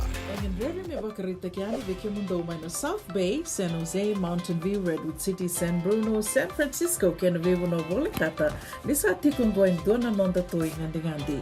Na San Bruno Cover Bar, dala kumantangaya ni tali sota tukina ka vekilai, era libu tali tunga na dui kai karandongole dikina, kanduna kana non retali taka.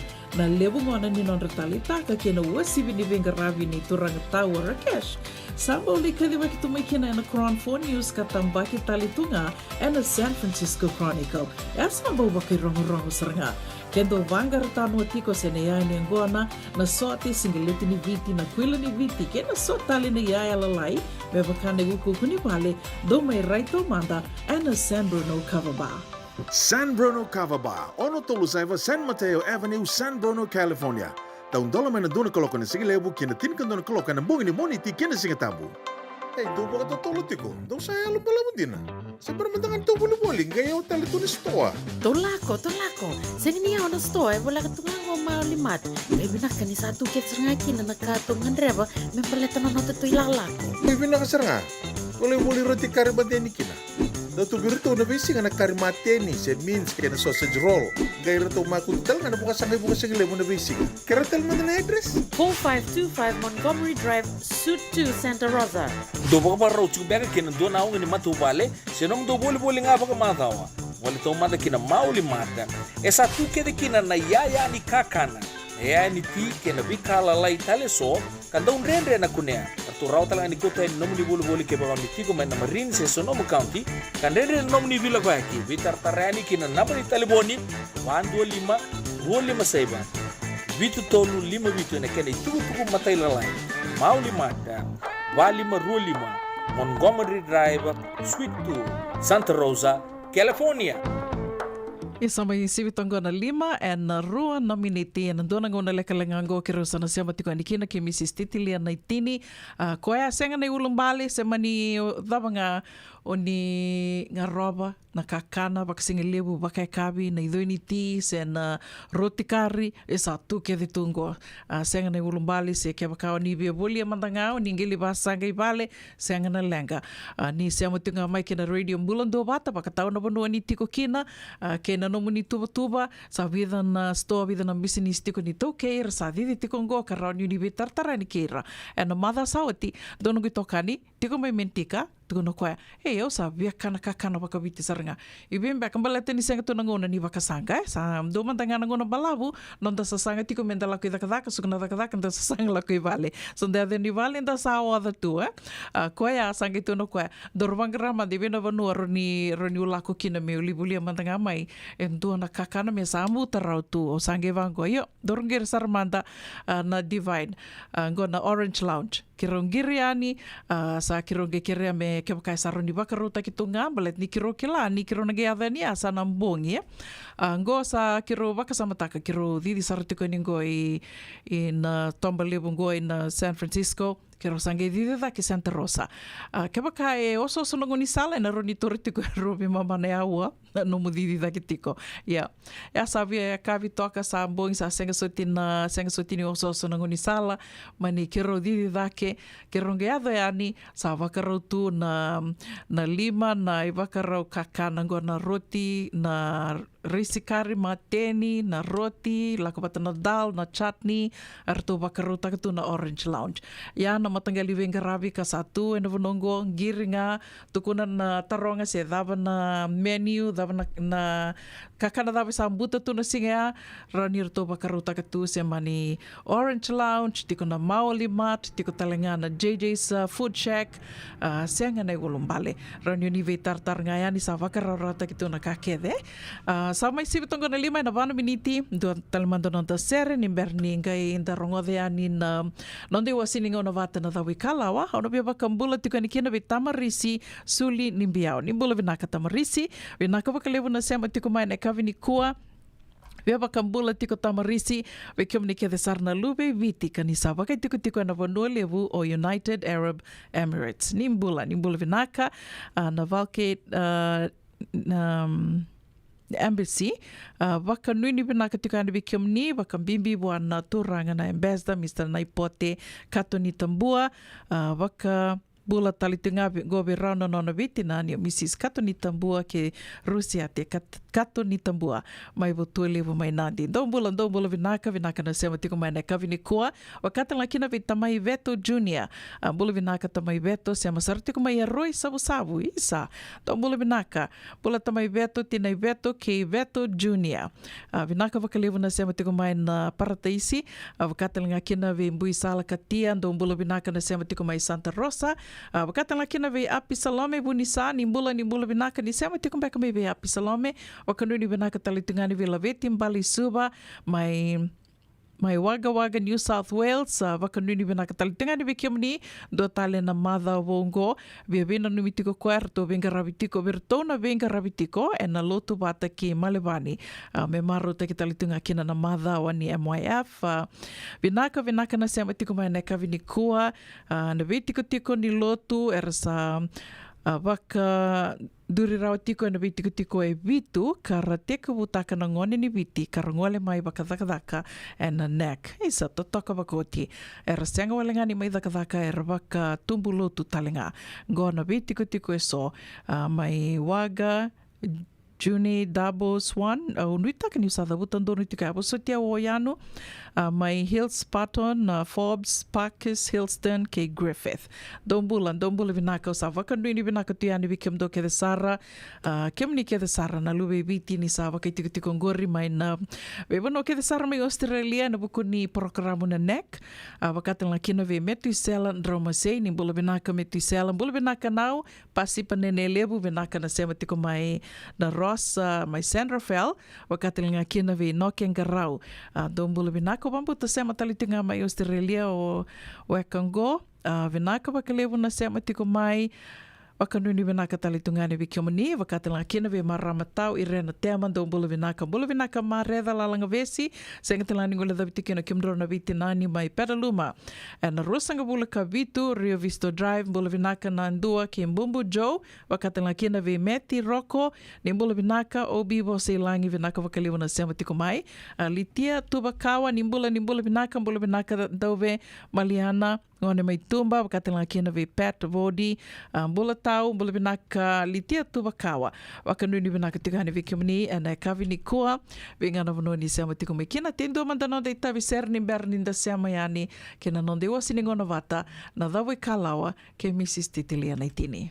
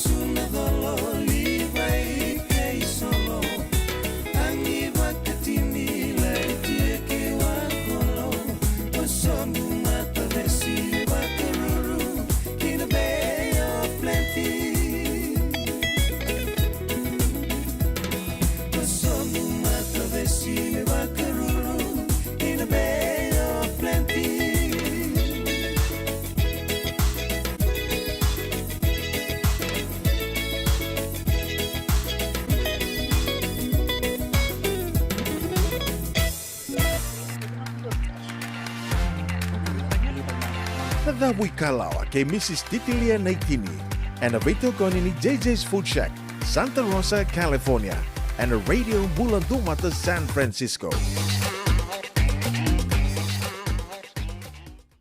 E nona de wasininga ona ni Dawi Kalawa waka winibina katiko kina JJ's Food Shack na roto beto koni rauni do mai waka thori tiko kina na vitala noa na via kavini mo ni tike Mrs. Titilia Naitini wika mani na sembera waka do ni rangoda indona ni roi wasininga ona ni Dawi Kalawa au sire tike mani ningai siko bayani na YouTube channel Radio Bulando vata YouTube e tiko kina na ni roi vitala noa me tiko bu mai na kina waka tiko bu me adhawa tiko mengo au sa sega ni waka sama takarawa sama vida na nero vital no tiko mai ia era tiko kede ani na nero vital no kede na programa kede and YouTube channel Radio Bulandua Vata YouTube channel ke raunio ninga subscribe kina raunio ninga enda usaraba rongo da tu na be programa kede sara enda mi rongo di tiko ani na nande wasiningo na vata and na vea kavi nimbula vinaka Mrs. Naitini ia nimbula vinaka ona sandende ko ni ali mai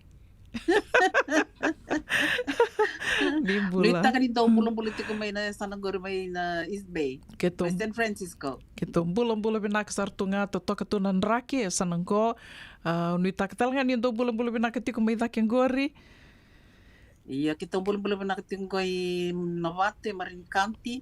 Da sabi ba kilata nga may na mbong isaba kay Lilio may na raki. Au sabang gara sigileti stoki ni nambong berni un tavo. Iya, santa wakila saranga mai. Salamat mai kena ko bakarita ketika niya nakapakapa ni chilo-chilo na sabu-sabu ni udu na allergies gona kena raki.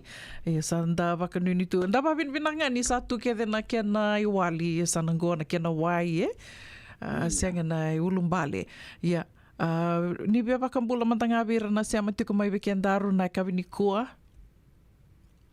Iya nimbul vinaka na biokani ni do sa matiko may na batang ko na nguna batang ko na to program na Dawi Kalawa wambul tiko ni komunikasi sarna wekanda datiko bolingo i Amerika wa bibi California per na kanda tiko may viti batike ni biasi burubura we wambul kaltinga ni kem do na wekango sana wekango may nabono ono ni besus may nasesara may motorik kitong guys be semati nga na lang ni weekend go wambul tiko ni kem do Lucy Miri bitike kem do kera na matubo balin do tiko ngore may Petaluma per sona venito weka may motoriki tiko talana ken resemba may BCC may bunda may nawaka talaga nakaw may nandi arti ko boling ko sangali so tabi do virto na matakab na kaniko wambul tiko ni kem do totoka baka ki robital no takitiko na mother sauti na velonga ni Mrs. Naitini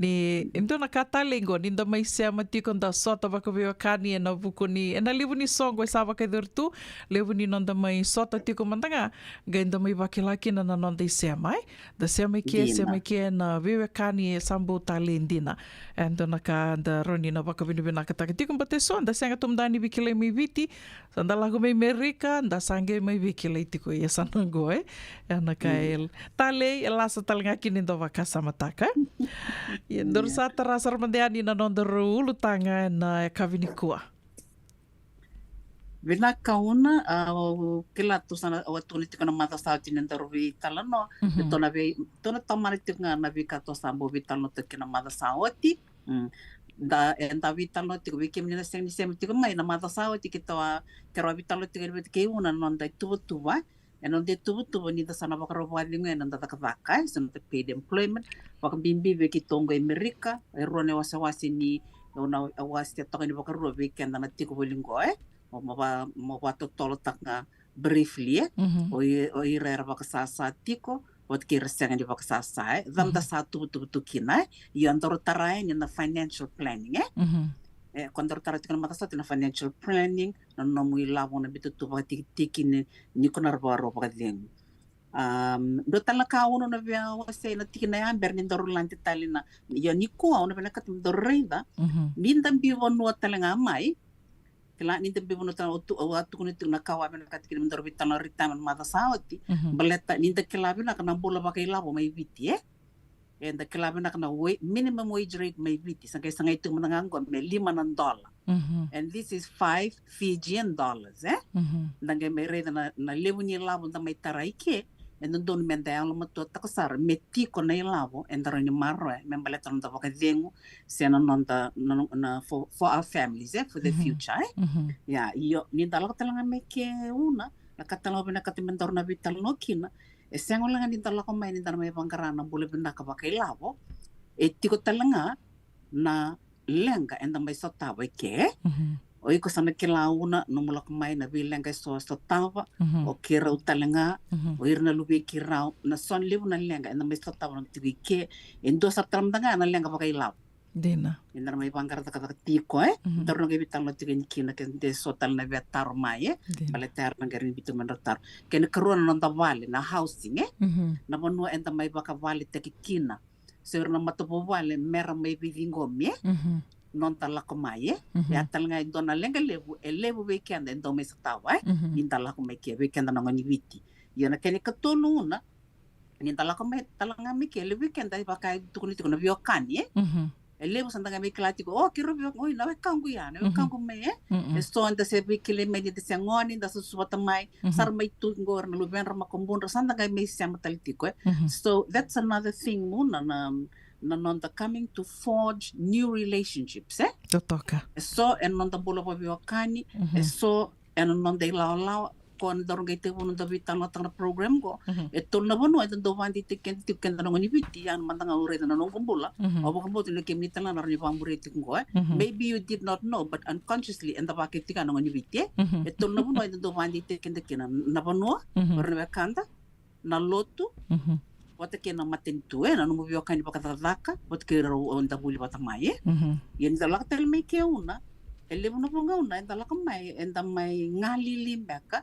we've left our families sambite na mutapo vale bitu ya no the friends urnon de tokani urnon buli batamai lebo sandangai na rintu sarmaka kalonga tamen doti ko nom duan ro servi kalito me bite wakabuli ndo ser ro ser lebi da tokapateke enda mai sistema taltigo otherwise it's forging new relationships sini karoro ya dina ya talanga una endo na bono endo lakmiki na lebu na ndo na matagali lenga ta stop gali ninda bi bono mai mai ya kina na tambakan da su ko tangalili bola ni ngalili mai ya sare lebu no bono mai lakona na family breakups yeah kalau yang na bono na katundor na vital no kinona kendo na kaunga ni veto manamai vinaka valeu gotalanga vikim ni talanga da sema tiko mengo kendo na ka do sa ronga da maiana vika satu vana ni Mrs. Naitini kando na vital no kinani ko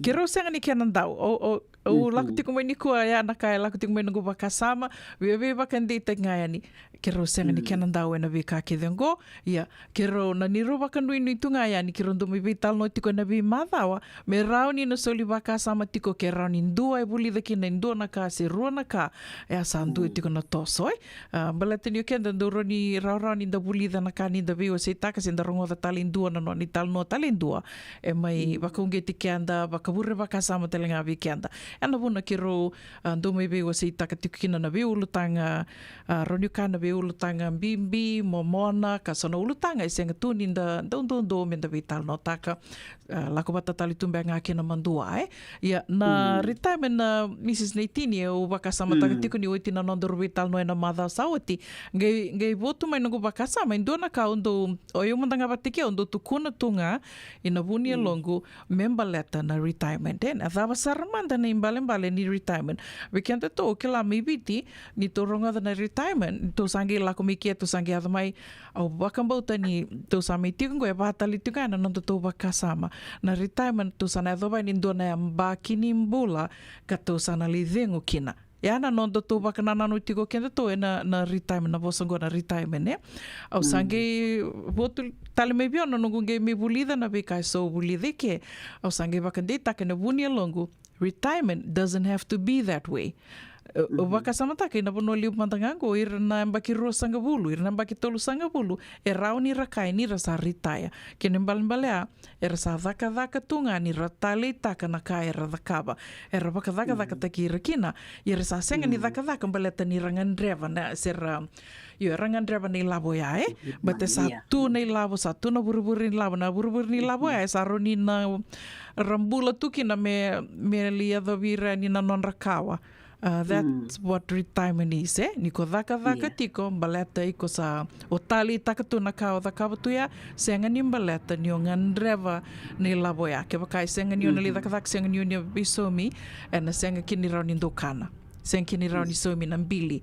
Ya na ndui ni nontoto baka na nanu se na mbali ni retirement weekend to mai viti ke na nontoto ngole mai ke na kai ronito kilani ronito kai ni to sa dona kama nga ronito mai buli de ke that you don't have to be 62 se 67 onge li kai ni retire.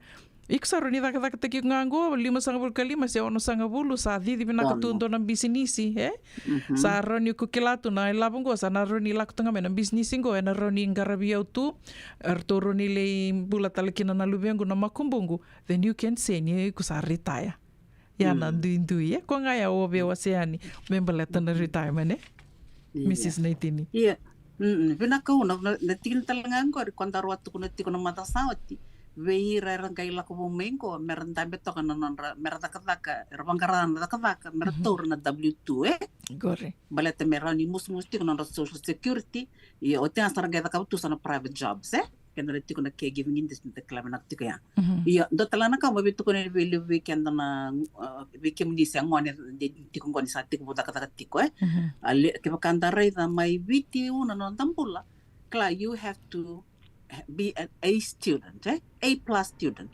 Morani don scholarship, morani don muta kata binaka. Ya kembali, we are all geared to getting a white collar job, Yang na matanggali system da buli making eviti. Wata sanga iti ko na blue collar jobs, Ya indara iti ko na isaw. Kwa nga sa kata tinga ya do ni retire me so minavale ke yo ike nambula ike una na ando na visa o bana katumo na wase be kenda baleta ni bina kana minimum wage rate ke baka o senga nyoro tan dona zaka mo senga nyoba degree ba baka scholarship you can still make it kan bala ay koran so mon bili bole no mobile o marot no mila mo ran retire baleta ni ta so binaka binaka na isa wike Iyo katal nga endo na bakasala o saronga de levo ke sar may tingin din ke and bitang lawat ke sarna kay Amerika ra kan tamatapula na ke baka o sang no sanga mola ko nando na white collar job kan mal mo baka degree baka buli o zaka mtanga na zaka tiko ko ya o bindi abata zaka bina kanum savings and investment by 40 you can retire ko nga ngor sa renta sa to no mila merani buki ko no dito Din. Ya un dono puno tala ono via vaung gitrikin na solongo ni rati kongo erbe toro ira that path mera kuni la ko mera buli toro dake mera zakavanga na zakaka ratikin maybe yo ersarna zakaka ngone yo sarna community konon relavo ni sasa tu de wabi na sasa social security sarna community ko enati ko talib na kai na bikamban rata na 401k sarna ni musu lebir ngor ngai basang bulur lebir merit ko ir sari tetu kondor tuntu ya betadab sa community ne la barangay roni titi bakir ngana ila ko sartu bira dina yo yang no tan mindset no weekend na ito ke may visa yo dina. una ko na la ko mengo kon tabi no mengo menda may bangkara na bula ya nang bulan iti ko binaka financial klame dati ko binaka nang bulan baka ilabo ela ko talami kina social ills dina ya una bibito ke kya una sabi tena tono lutanga nang bulan ba ilabo nang bulan nang tabale housing what can nang the forging new relationships Vinaka Mrs. Naitini o numni baka madala tak tingu mengoro baka sama taksar na madao nga sege o tingo na ondo baka wili kitiko indo na ibola na think and grow rich na ibola ya lebo to na ibola kera ni daba wili katu yoko na ibola ya ga indo na ga lako dake mai indo o tindo na chapter ni ibola o tia sange dor bito ko mai indo na nona dombe kana kaya indo na turanga butunia o se turang kelele we sange bito tongo indo na turanga butunia watong bonongo na kai tukuna e sala wata saranga kina kau ni wakamadala takatoko mingor me baleta na vuli white collar jobs ke na nonda roni na sasanga ngai e batongo formal education will make you a living, self education will make you a fortune. Certo como ai? Kona ngai na self-education ang unang go levo na ka baka na kamanda na talenti ke baka itubi ko na talenti e rawa ni ko baka binakataka na nomu talenti ngori na YouTube e levo na kanibuli tura ninda na baka tawuli di kenda nga baka tegi kenda menda tau ya butaka kina ng business sen do talangon ni sala moroni rawa ilabo kinai ko nga ya obye wasea ni na nondorbital no tagatiko na retirement na Mrs. Nitini yo sangi tiko ani na housing e baka ni ko tataki tiko mengori na nonda lako mai o bambuta ya telanga indo na rende lebu enda mai sotava ninda ya do mai na vono lebu ngo Amerika na minda mai tiko ive indo na kaunge bakila o bakandina dina taka baka lebu sandu sanga me bukeira ni rawa ni ngole mai o kenda ngole mai ke baka indo no me tiko nga na yalo mo lako nga mai ado nga mai baka lelenga sa sanga taki ko toso sartiko me rani ko li rawata indo na bono mo rani ko tiko nga kina baka taki ko se tiko kina sendo tiko kina baka mata bubale na bonongo na bono ni o kono wakatabuli de tiko biko mona mai so mana no mu tiko o ko tadaki mena tiki na gombala tana vida na bula sawa tiki robi tal no tiko bat kina ndon guna na lilai sang ni madale se barorong tu mengo si sang kiro sang vital no tiko e rua na ngone pakame sa o kwendo asusunga mai na ngone ngo ya samai buli tiko sa graduate mai na state ka tiko kina ro samai kuneta lang kiana watina ngone talanga ni viti ro sabe utini ro buli bate tiko ro sa graduate mai ro sange daka tinga mai na state ro sange via lako mai sanango me baka ni tuko ni tiko kiana bono e libu kina na daka ya sange tikona na baka sama na vitala noa me ro lako mai me ro mi tiko ive o sange tiko na yoroni ke to mai tiko mandangai vale e oso tiko nungu vale nango ya wango ne o kenda dando ya lo lebu tu da loma lebu tu vitali roro ni ado mandanga mike ya mero na mai vangarai na kena ngona totol dondo mero ni na vangarai na bono mero na mai tiko kina ya o te sange tiko na mai ona lilai ya o kila ni ro na senga ni mai so marawa yo so te rona senga ni mai soma rawa na so ni rendi ke abango e rawa ni rona mai soma me tiko na bakasa me tuku ni tiko iku sala ko me na bonongo en dondo no mo rawa ni mai soma na no na bono mai bakitiko tikina you need to pay the rent na wai na liba na kaka na kake de ai so mi me na tiko no da bakasa ni ko ya me na bonongo mo na mai soma mo na mai rawa ta mo soma na kai ai iko daka en dondo no me rawa ni ko na soma rawa na no mo vale se na no na bono mo me bakitiko kina o bambo te ni sandu tik mbanga na bakana na no ni ndala ko mai o te amindangi bako i lava tiko ibiti se ngani o bakasa mataka na bono i ko me bakitiko kina ke se da mbaka no muni rai Mrs. Nitini. Iya, dina unang ko sarang na kamer na kilati ko na gaila ko tiko mai kala o sa stabe vida na vida la ko mai bono mer mai tikina gaira senga ni beka ni mai kila marro imbeka bale tongone anyo kenta satu makawi ke una satu yung tapakasam you have to pay for your living Bleta enda daka kede tiko. Monara ni bolida, mo so mana no morende, o so mana kakede mana so you have to participate. And so ni libo na so ni wani bono tiko. Nesa na tiko free ke. Bata tomata kede daka tiko. Yo so ni rambi mai biti aranu tiko merlak mai ngarabi ke sang.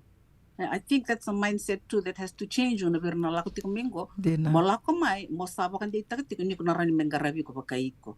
Veya una wase valele na nungu lako mai ke. Au kalunga tenyo san ni kito atok mata mai valele Australia kito sa sarap tu sa nambola mai kia Ya nangono bimbe mai kini ke una I made sure I had enough money to last me for a month. Na bunango endi na nyu lako mai tiko na dona vale. Ayaw sin kilato na padam tu na rambulera na vingo mia uno na tiko ni sang ni daka se dao.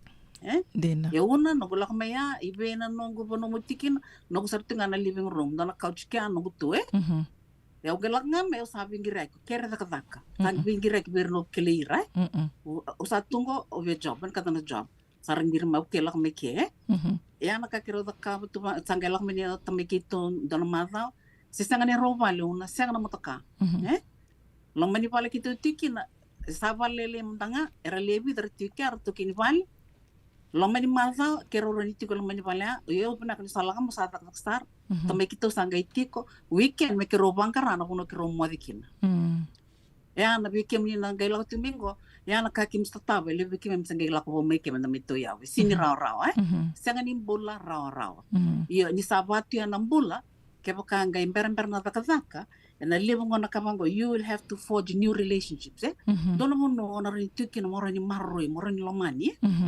You una sotalanga vanua, monosin on Sanatukonique, so we can make a luza ni Navono back and Rasakila to New Irango and Yerlakama, Erlanga Tico, Ersember near day, on the Tico, and some people abuse them. Claro, Vangataki, right? So weekend darangay no nakaka na bang tekira kaya kan dare dito ngo na store ndo may nakaka turangay sa ni so iya so au sarong mo da niti ko rastip ngay so na laman yupali ira sa senga ni roloman ye baka sarong tunga na posa nta sa kilatu sa tinga sarong tu na posa sangay kurtumbe kan ni mosini yang lo ya no may sangating manangan to yawo ya so naka enaron ni pokabuna tikina nonta liuna social skills ke sana kailangan ng daron ng gaira ni bital no kiniram ng parang ting mersa kila why is this happening baleta eseng ni raw na may toyamo enan do na puno bumoto ko na pa na bandon bikim ni na parang tim ngo eseng ni adol nga Amerika pero atu talaga mo Australia uno talaga ya tukin na puno ritukin no irla ko may ko eseng non pepa you know they always faced them abuse non pangataki non ya matagal ba ya dito ko non the community ebna ka manda vital notak kenda no numa ya dito nga ver na kay Mexico se ver tali sona ve matata sen ya dito nga non the community na ngani biti ya sambu ba kalolo masaranga na ron bi hosa kita baleta we need to talk about these issues marmaro irnonda dar lakting maingo Dina tudo baka dirlolo maninda baka samataka lolo birata lenga ke baka me kendo tunga baka te ki kendo to bi baka lolo mate ki tunga baka te kendo ke baka ndu eli lolo mate ko talendo talena da kamanda na balike indi sindo na balike Amerika li tiko kina ge lolo mataki ya ronitona dingo matoko ya ya we kendo to mandanga esenga nindondo no me vai yo kongone au bambuta ni these two sides two sides to story ke baka ndo sangole mai me tiko na baka na nanu ni ko lak nga mai na kena ngona to tol ndo daka taki ko sarmo toso sartiko kuninda mai tiko na baka samataka na nungulak mai ronondolo kalima Mrs. Naitini ayong lako mai satu mai nungu baka sama I'm gonna be on my own au senga ni veli tiko baka rabi di na nga na ronondolo ke to asitiko ike Ronondolo ya dona one bedroom apartment.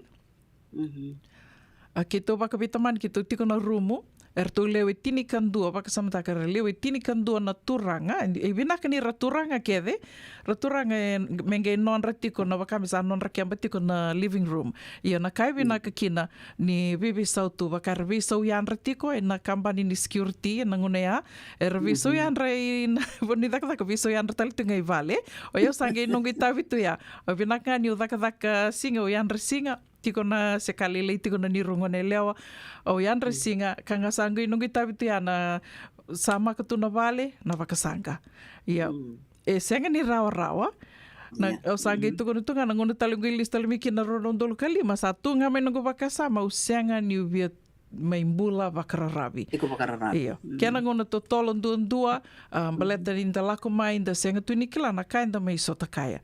Dina ni kiro mi vital no taka tiko ni ngo na abuse na biba kalolo mataki ado tiko e weekend to saranga na itoke na Fijian community da sami tiko ngo yo enda senga tu ni na lewa na no waka tu lewa indu tale o kenda to nga kiro sa waka nui ni mai vital no taki tiko ni ngo me rawa ni no soli waka sama tiko ke waka ni sa ngole mai na no me tiko na kiana ngona to tolon dondor tu mai viti or to set tu waka tu no mama na mada sauti Orto may biti. Kaya laka ni nailabo si Senga erto na kana. Senga ni rawa kantua ni na lala na kobat, lala na kuro. Erto durga ni tumba mbeti na mbele na dabo so ti serto ngir nga kerto kere rawa ni erto na kana tiko. Yo hiko niko sami tiko na panoli bongo Amerika. Sambu nandren mantanga mo ngir talento mo kere labo si mo kerea mo nalako ani mo litiko kina baleta nirto sawa kalolo matiki ko tiko orto ni mai tiko kinai koya kiro sa bakanui ni tiko ke bakau ni sa ngole tiko mai se ni sa tiko tingo Amerika tiko bakraravi dengu manda na sanga irto tiko mai viti dato sanga kende to me to tiko bina kai ke rauni nangai todo kona bingaravi verto mai viti ya na housing na nonda lak mai da mai bakai tiko na nonda sa mai sa sanga bula tiko Amerika Mrs. Naitini.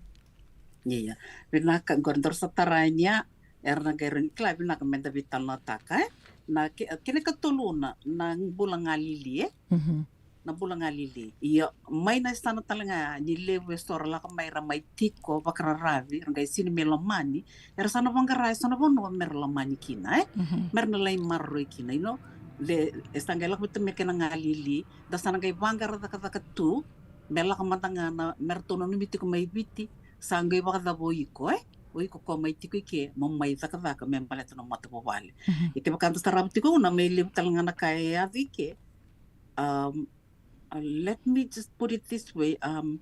Kila enda lako mai levike and enda lako ndundo mai. Otia sambite na matapulang bala mai biti. Otia standa nga mai tiko na talendo na matapo vale boike. O iko o tiko no matapo vale o ko talanga rosa mai to tatan itu tala no matapo vale mai bite e ando tuntu ka there is blended families ke vai tiko no matapo vale ko tiko no matapo vale ya tale una now talking from experience ni sanda tiko bulike na kay sarabatiko and the lak tiko tanga mai menda mai vangarambola e tiko mai no matapo vale mai biti menda vengarabikina. And yet, just because nanda tunga lili, we need to forge a new relationship. And the may tawi matatali, may do tali na matapo vale or a new relationship. Yes, does it add to the problem or does it ease the problem? Good question. Good question. Now that you look back, does it solve a problem of your loneliness? Or does it add on to more problems? Because now there's how many families? 1, 2, 3, right? Pinakavali Mrs. Naitini. Au tali takavali na tarongo Au tali takavali na tarongo. Yan imberma nga ni uwasya ya ni nanungui tala no avakate kiao. Indona kao santo vakatavuli deu tukina. Meu kako ni vakalewa indua tali. Boleta au senga ni kilawa yau na dava koe lako de ruma. Au senga ni kilawa yau na vika e adu tiko e na lomani no na mbula no na vale. I've always told myself that, Ko ani dongi tal no takamikina indua, kaya sa li batiko o sando ngalunga. Ano do butake kia na vaser tundo kano bumbu mai matuku sipi Yeah, sipi saranga sipi. Balet ngo Yeah. Elevo be kia do tu sandanga do solite non the 2 cents beat. Okay, vai. Eu sa no wasia matanga nungi tal no. Balet ngo na kau lako de ruma. Eu sei que tá lindo lako de ruma na kau lako de ruma. Kona blended families vai o sala ko mai dono nungi tokani o sa mai kiro mai au lako nga mai balet eu bakau kaitu ni o koe kiro vitadini. Au boa leka dake boa mai na tadingo bakate ki au. E watu mea na niro vi maliwai na ngona kiro tumbu dake me kina arto sa tigo i kia baka vitamani o sa lak ngama o sa ki latu ngau iau ni o iau lak ngama o lak me virto. Baleta na na ngauna, endua na ngauna ia wa be wakawale taki talenga, wa be vuke. So in my mind, e na suli mai be au na kawatanga ua sulia, na matangali, weithingo mi watanga ua sulia. Ia. O sa lako mai o sa mai mahadawa rua tiko, o se tiko ngā, o sa rongo ada ko wakakem ni wasea mai ngori na mentangai tala no atake. O se tiko ngā, o sa rongo ada sa ngiri, sa lako na ngiri, o na seanga ni via la go into details mbalet ninda vei tango maki tiko. Sa lako na ngiri sa tuko ni oi. Endo, o kua ngoro ni lako ani meli tiko keri? Io, ina nungu rai o iau, ina structure ni matupu valengo, ia na nungu matupu vale talinga o iau. Ia. Sa lako na ngiri o iau mo sa lako ani, senga tu na motoka, na ngonango, sangei madhau andua na nungu thakathaka tiko na vanua thakathaka tiko nea. Ondo basi, ondo train tiko. Ia, sa lako ngo na ngiri me o iau me o sa lako, e sa andona kana kena mo siti au ni o sa tunga o sa rongo da ni sa tukuni. In other words, you need to get out of here. Sa pinaka nga me alak nga me sa tukuni bia o iko mo bangkara na vuno mo lako kina. Ia, o tia o sa ngirita sa roya o indu tale na nito i tokani. Ngirita o iau sa ngirita ko e turanga. Ia, ngai madha ondua nga nungu iadho me ke. Sange madha ondua nga sa lako me na ngiri. Sa lako tiko na lasa me viti. Via complicated vale lai. Sa lako tiko na lasa me viti ngongongo. Ia, o ia, una nungu lako mai ni kila tiko me basa au mai bangkrana ni tumbula ni matubu vale. Ia sa andua mandanga na mo silebu ia. Bionge rongo da tale na nungu i tokani. Ero lasa tiko me viti Nito taba tiki na nungu i tokani. Dua kauna numa ni nungu i tokani. Ya sandona mosi sandona ndrendre levo sange sanga tinga me positive tiko nungu waka sama me usasang taki o mandanga ike me una tiko vinaka ike au sange ngiri ni satu kuni mai o mo sa vangalala ngiri wana ndua talina ni tui tokani a turanga sa lako mai sa me kutiau ia konga ya I'm not perfect none of us is perfect. Kona nungu ngiria sa kiro mai bika o sa bika o sa ritiu nga ya. Sali, baka mi sali tau ya butali kia kona forging relationship, Yeah. Baleta na mo si o sa wakilati ko mai ya, and then you get kicked out from someone ni kona numa ni na maruru iko. Kero sali tau ya butako kira undua na relationship. Yo. Na relationship ya live with an embaki. Very toxic. Yo, meu tukuna nga wakandondo na lama ni rua na embaki na ka ngai tu nungu waka sama mo salak ngai ngoni sala mo dhonga meu mati. Talk about suicidal thoughts, Yes, Yo. Ele werendo tukuna biao iso iko bati ko kukoa if you were weak ke ko sa matembeka e vai na ka ndo tukuni mai biao balate ni rakilana nungu itala no na veka o lako ruma. So for the first 2 years all I wanted to do meu sa lako ngayani meu dhonga meu sa mate. Sa ruimbimbi na mosi o lako ruma na ngona ya. Ia, na kanga sange ndo bakongeti o tunga orto na matanru to na luvengo. Tolu na ngoane erto tiko kia me biti erto se vuli kia tiko ko ka ngoane sa tiko ngo sa mbaki rosang vul karua ko ya sudike na ko sange mbaki va me biti o sa biti ko o sa lako mai So wakasama take for the first 2 years I was suicidal. Yeah, ndona kambimbi me ko sange mai vi tokani. I found good friends, cousins, ko ke mami se vimbi mai biti ni ke se kalalai. Ke mami ke mai sota tali tu ngona sa me lako duru mutuki na rankin rakita nimbula. And we became very close. Ni o ira talangan do talangan roka nimbula rankin rakita nimbula ra lako duru mutu mai au kila ni ando na nona be ba kalonga tataki na tamanda ba kalomalangi ni beauty au vatekera ni mai sema vatekera sange buketu na nongo toso. Dina ni toso tu ya ni sa lako tu sanda rongo bosa tu me baka ni tu kona mengore na blended families. Ke rosa mai tau ya butaka tiko ki ando na mbula tiko rotono na biti nani ka sa biti roto mai sa yamba ki rua tiko na nona biti roto mai na biti nani ke miti ko ike ki ronge mai tau ya butako ki rau na niru relationship o ya Yo, veau, the whole time endo batunga na niru vitala noa go baletanga ni ke rau I'm lonely, I'm hurting I'm suicidal. So, saranga na kai wakai buki eu tu na nungu tostu na visinga. O koa he had his issues as well. So, e vai ana bula and mai bula taka koe a niunga dorongoda ki na indua nei tala noa memba le tatali indua na kai lako duruma. Au seanga saranga niundo via o ti meu tukuna ni indua na kamba le tani indu ke de tuna kai da lako duruma. Yo ya mandanga na kau lako duruma yau. Go gai na kena vosa valangi na hindsight Wanda ge really suba tali na ka. And na kanga oroni tukune aninda na waka binibina ka takitinga na nona lolo manatama da waka lomalangi e seanga ni le weekenda. Se mani waka dawa na rakin-rakita ni mbula enda lako durumai.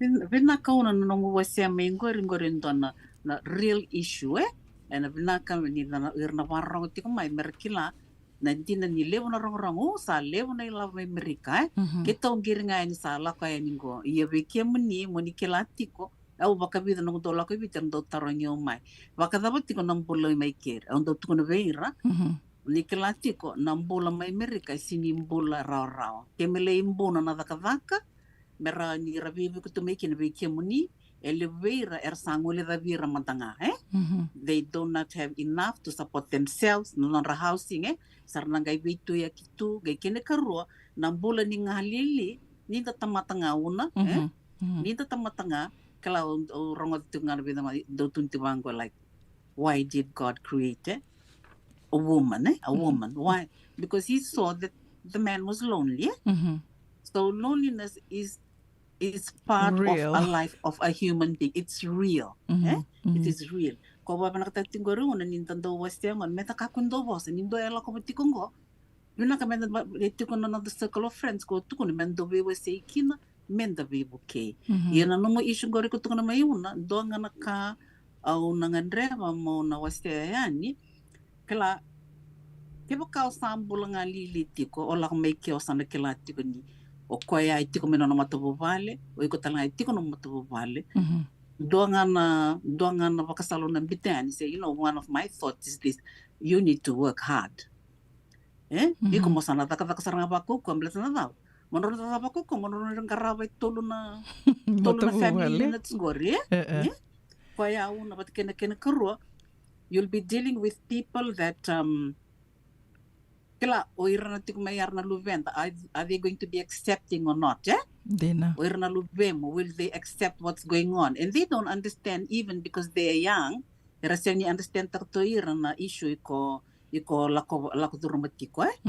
Embe ko sa rin do bimbing ona kina menda vivo sa kita ka sona matangali bulamango kanta may lako durmatiko yang anak kono bia wasia klaya mon dan takata ko kena kerua menda na bulbulida menda reiti ko bakarambe live menda reiti ko bakarambe live keboka sa kilanyo ko ya manda veira ko la do domai yo veira matanga una ramai tikongo veki matanga na bakawati nanga merida ilip tala na matabu male may kasura sarngai ke dina may kasura sarngai ke ausin kila I'm not usang ni enta tamatake that's the people have their own issues yon dong anak kain do mosibe una nyu sarapa etiko ya na watingu I am the wife and he is my husband yet so na marami son turang siang rasanga iranga me wetian matabu wala dina ko ya una klai na kamenda vital na tiki ke barate ni dangwani ni bitin dangwani toke sa mai hal non dambula ni biwakani sa mai hal non dambula ni birokobi enta sa sini ka wita ka tu Italia au ke bako bin katika Italia tu no tin biu dina ya sana ka menda sa sarabangko balet menda sa na biu sa takko balet to odli arle langakin it's the children behind them it's the children behind them ko talanga uno no pinakatim dor engwang na stonga na issues maya do tiki ko uir na manikelati ko sana ka kenda may lako durumati ko wir nando sarba kan unito nga may weekend may biti dina sanga itu weekend benda sanga nambotanen mesala ko tinga na ilabo sengo ko tol chukini ke tabu chukili buna lenga dina lebuna lenga ya sana ka talanga uno pinakamen do vital na taka kila ke ba ka na kat mo forge ta kendo na relationship vo elvin na banga rain dua ko ngalala Dina todo koe. ko ni le ba tan don mo to bal ma ti ko sini be reida me kasur no mo to bal iko irta na lu be mo sen ni bena kat mo reida men le kasur tan de mo to bal maybe that's something that I'll need to share on that on forging new relationships Dina todo koe. Vina ka bali dorong ada man do na tukutuku mai vera na vito konitiko era na tukutuku ni be voli gai toma ni tali tiko na vital nongo na lama ni vida na miniti. Radio Bulando Vata na dawi kalao ke Mrs. Naitini na vito koni ni JJ's Food Shack. JJ's Food Shack. E tiku kedi kina na kakana boka biti me bakana kokonda. Lobo benga ni ngai kani do itu na bundi nan dalo se tabioka. Na kakana boka malangi me bakana steak baka loka kena coleslaw. Na karitoa sa wadha badina na kani kana.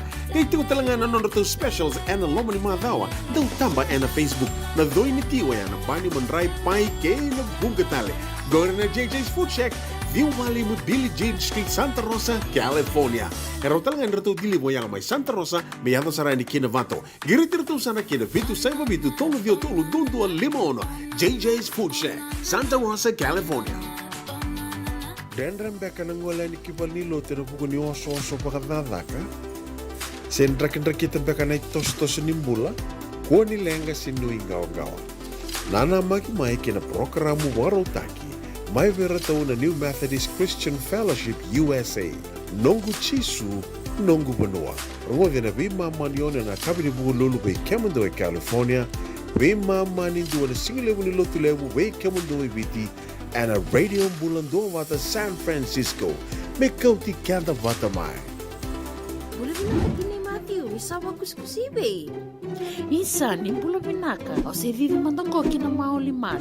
Ele taka kina endona nito pakataka kana lelai. Yo leu kutaka pakatotolo, ni bernir to yave ani na bulangi. Oi, o dia bakasanga. Erto bakasanga telanga ora to, sarara saranga. Go enta so mga nakakana. Ese nita so manakena bakanga takina olo. Oi, okay. Nagsaraman da kilatiko. Maulimad, Valley Marulima, Montgomery Drive, Suite 2 and 3, Santa Rosa, California. Vetar tarasarani kina naba ni telefoni 125 saiba vitu tolu 5 vitu. Ene kena itugu matalalai. Tomani talitiko na nonda dawi kalau e na kavini kua ni sama i votongo e walu no miniti me ono na kaloko ve naka vakalevo Mrs. Naitini na muninga ona na kena mai rau tiko na vitala no e na kavini kua tomani tiko na vitala no ia sandi na sarendo do vaka samataka isa na malmalumu itu sonangona inda sa sandarida ni sa senga na vendo kai mendendo kata lendua ni royaru sa vivo sakitiko sa se royaru sa vivo tinitiko siendo no matu vale o ai ando se vakalivo ya ko nga livu tu na livu tu de tal no sa do tu nga na ko mandanga ni vosa balete da senga tu nikila what's really going on yendi na todo kona kani wasia ni sandu senga da durida votu ni sa senga na da vindo kai Waka sabataka na vida sarna mbaki sauti kero ngoleani na lendanisi kona ndanisi ngando vakatuve kianti sanango ngoleani na lendanisi otinga kero lakani kero salindambe bati wango otinga sala ko dito na lea sa saliterungyo kakwe okwe enduero vital no tiko se siang o sabari di ko ngani o sa yeteni siang o sinkila iko terung ko nga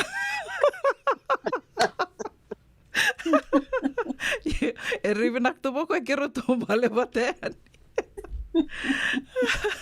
Iyo, do kagando nung gunito may saroy buki-buki. Tapos may saroy buki-buki.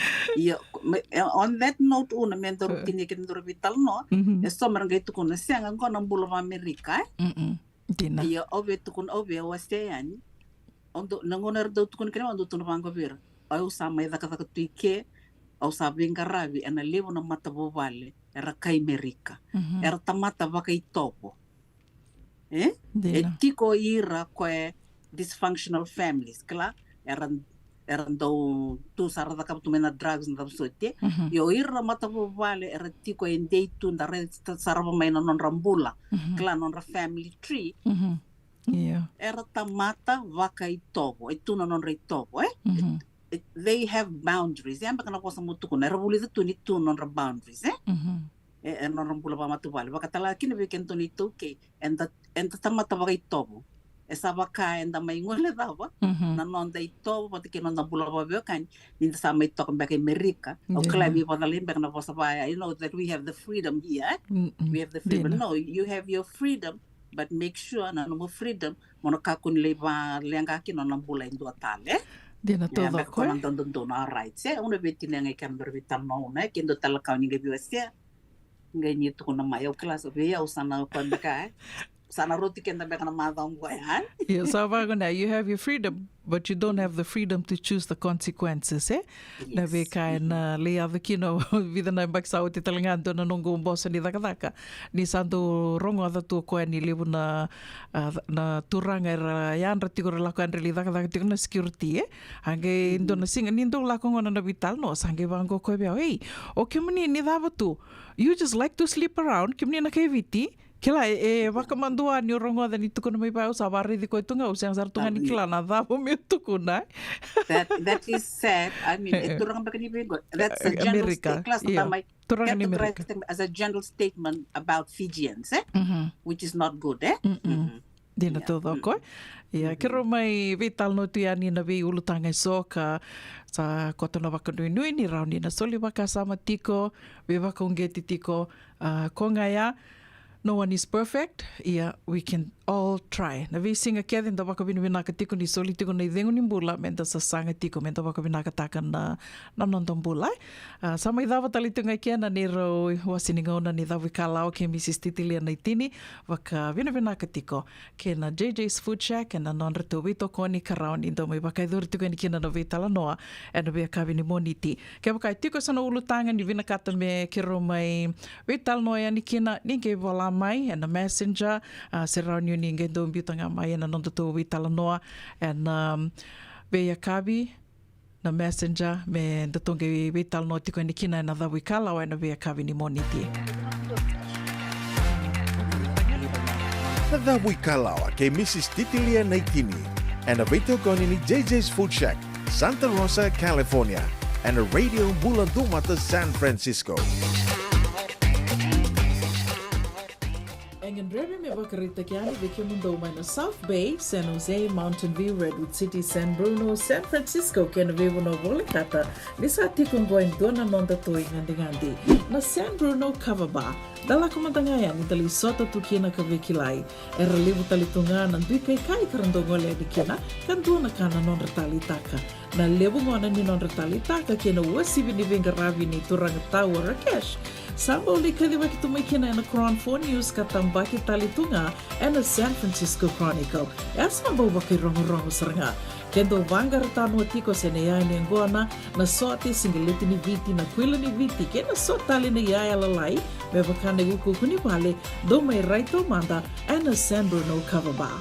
San Bruno Cover Bar, ono tolu saiva San Mateo Avenue, San Bruno, California. Taun dola mai na duna kaloka na sige lebu kena tinkan duna kaloka na bungi ni moniti kena singa tabu. Sengan dina ni kara rawa na daka waka kekiwa. Ia endona kainda wipu ke kawaka mamanta taka tuna bengaravi. O ia ke tuna kenda to kakana. Na ika na dalo na bisikete na reo bata na sunbells e tinimbulu makau. We kenda tona senga tiko ni driver se senga ni waka motoka kandau Rendre na te beto seki. Erto satu wakarao na Divine Pacific Food Mart mai Sacramento. Merto taladeani na nomni boli-boli. Rawa sara. Witartar ngayani na taliboni diwa dua ono toluwa diwa ono saibarua. Merto wakarotaka katalada mai na nomni boli-boli. Ena kena ngona totolo tua. Divine Pacific Food Mart. Viturua Diwa Walu Franklin Boulevard, Sacramento, California. Namba di telefoni Diwa Dua Ono Toluwa Diwa ono saibarua. Erto ngarap talangan ni kena lewak suburi ani nanomu yaya. Mai na nondor to stoa kena nomu mati ni katumba. Samai botongo en dua miniti me ono na kaloko and na radio Bulandua vata San Francisco me koti kanta vata tiko mai no bonito kaningo uno bonita ko vinaka na sema tiko mai ke bakasinge mateni ngona no boni sema mai ke na nonto vata vatongo keritu nga moninga I wasia tokayani dona like dona share ke rauta langani uninga subscribe tiko ke na YouTube channel and ndo vakasarva kalebu ka bakatelinga kina na Instagram Karau talangan yun ninge dorongo te tiko kena na vitala no ai so endo mo bakai duri tiko yani and anondi wasini ngonongo and YouTube channel kerau ninge subscribe kena ninge dorongo te kena na vi porokaramu keve sara endo mo rongo te tiko yani and anondi wasini ngono vatongo onondono na kaloko kono via vakambula tiko yani vi kimdo keve sara na sema tiko mai ne kavini kua bole vinaka naina rambele vinaka na sema tiko mai vakatela kena vi Samuel Adhambe nimbula vinaka au via Mula talitunga yani ve kopa wakambuta e sema sartiko mai Afrika. Thank you Kopa for tuning in all the way from Africa. Bula vinaka vakalevu Mrs. Naitini vakambula talitunga ni ve sista vuki Raf. Tiko sarambeka mai viti anangonongo. Bula vinaka mama vakanuni vinaka tiko yani ve kimdo and Connect Fiji Care vakatanga kina ve Nrotini ratu ni vakilele. Dombula vinaka vakalevu Dasha Hidden Blood vakanuni vinaka tiko yani ve kimdo. Dina toda ko mama, we all have our stories, eh?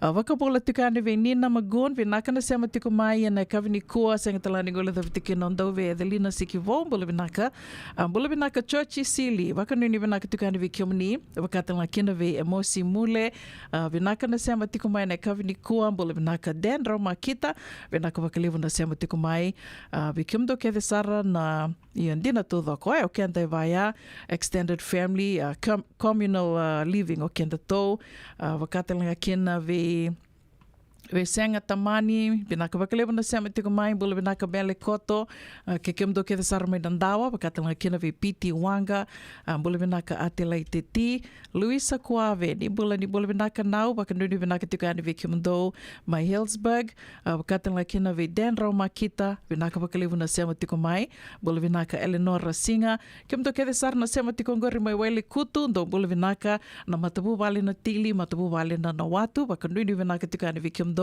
wakatalinga kena ve Ratu Malata Matana Toto Songeta ni bula vinaka wakalevu na sema tiko mai wakambula tiko begira ke sarna lube viti ni sa tiko ena bono levongo Amerika wakatalinga kena na bubale wakai tala ena tamba dhaka kona muka ena wase ko maduata vinaka wakalevu na sema tiko mai ena kavi vinaka ni kua wakambula talitunga koe ve kemdo ke sarna tiko ngori mai Santa Rosa ke San Francisco. Bula vinaka se mesa dhama tuitonga. Wakanduni vinaka tuka andi vi kiomani. Ve nongo nawe vale siteri ratuere ke na levu. Tiko talanga vangande ve siko tu mai Wellington, New Zealand. Lisi tuere. Mai Seattle, Washington. Nimbula vinaka. Wakambula talitunga andi vi kiomdo ke sarana sema tiko ngori. Mai Waga, Australia. Wakatalanga kina ve Emma. Wunida kua bula vinaka Emma. Wakanduni vinaka tuka andi vi kiomdrau. Torre katinai ke kiomdo ke sara na sema tiko mai ngori mai na yatu kuka au nitaka ni ondong bula vinaka tiko ka tosa vinaka tiko na kena garavi tiko na itavi wakatalanga kena ve kiomdo ke sara na sema tiko ngori mai nandawa wakanuni vinaka talitungani ve kiomdo koti kenda tiko mando wakamalua ana kavini kuani sa mai sivi tongona ono ana tolu no miniti.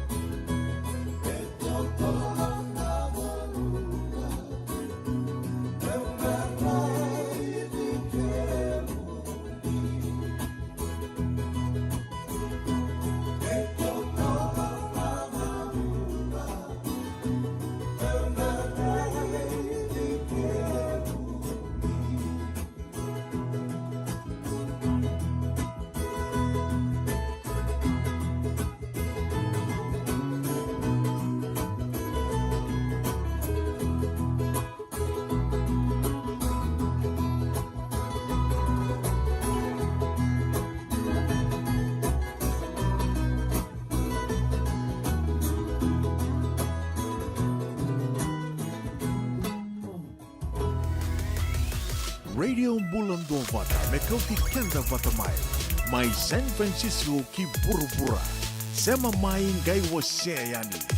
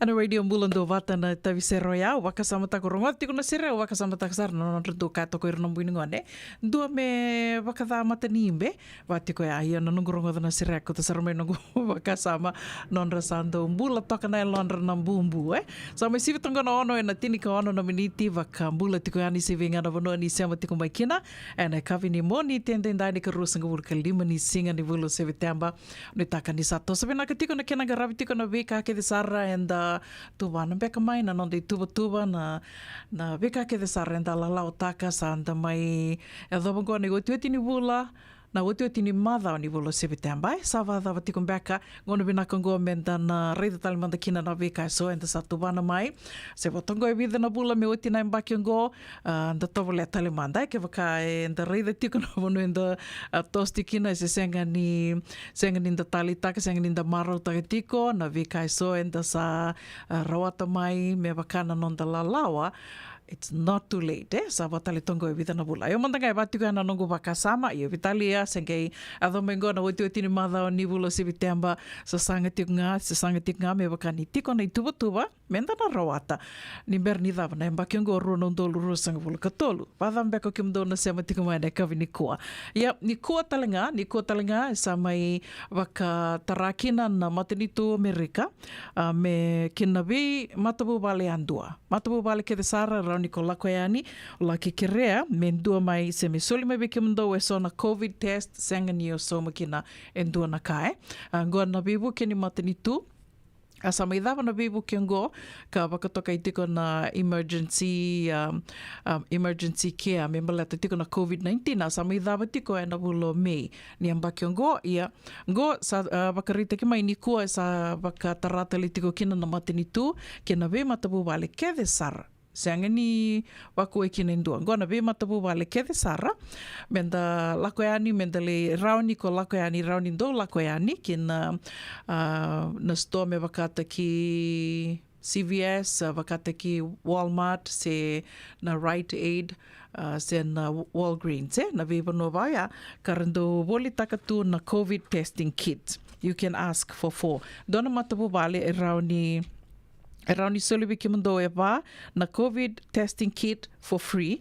Soli tiko na matini tu na dava se rau talanga ni au na gembita tiko ani na website karau ni lako kina mo ni request aka e va na COVID testing kits me na va ko yani ki mundo na vuna kamai vakatarai tali tikinango tiko sartunga kina ni kua, baleta ni sawa kandina tina taki tiko ni samba di toso dhake tali tiko na wili ni COVID-19.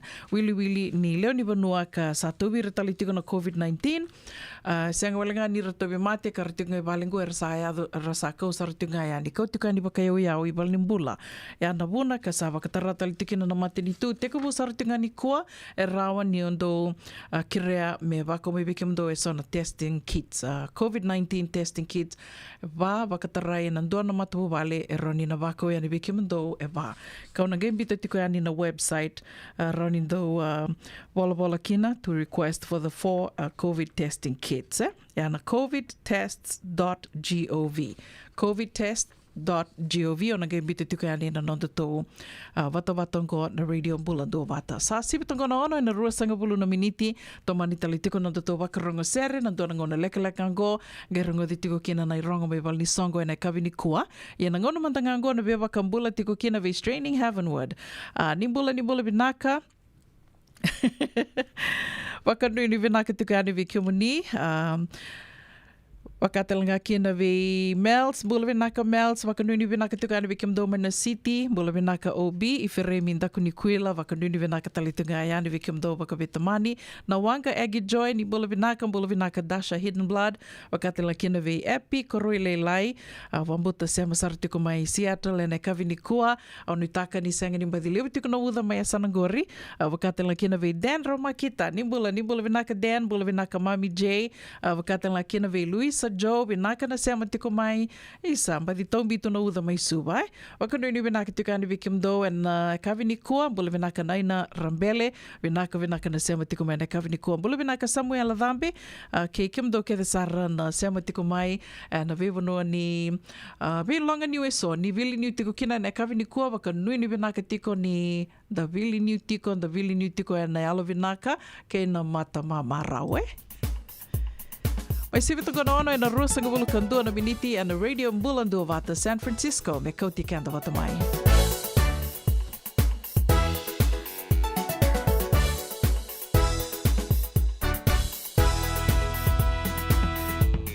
Isenga inambe ke o matani singa biutu alutu memole kiwaima abakamuria sombudu na waini bukariba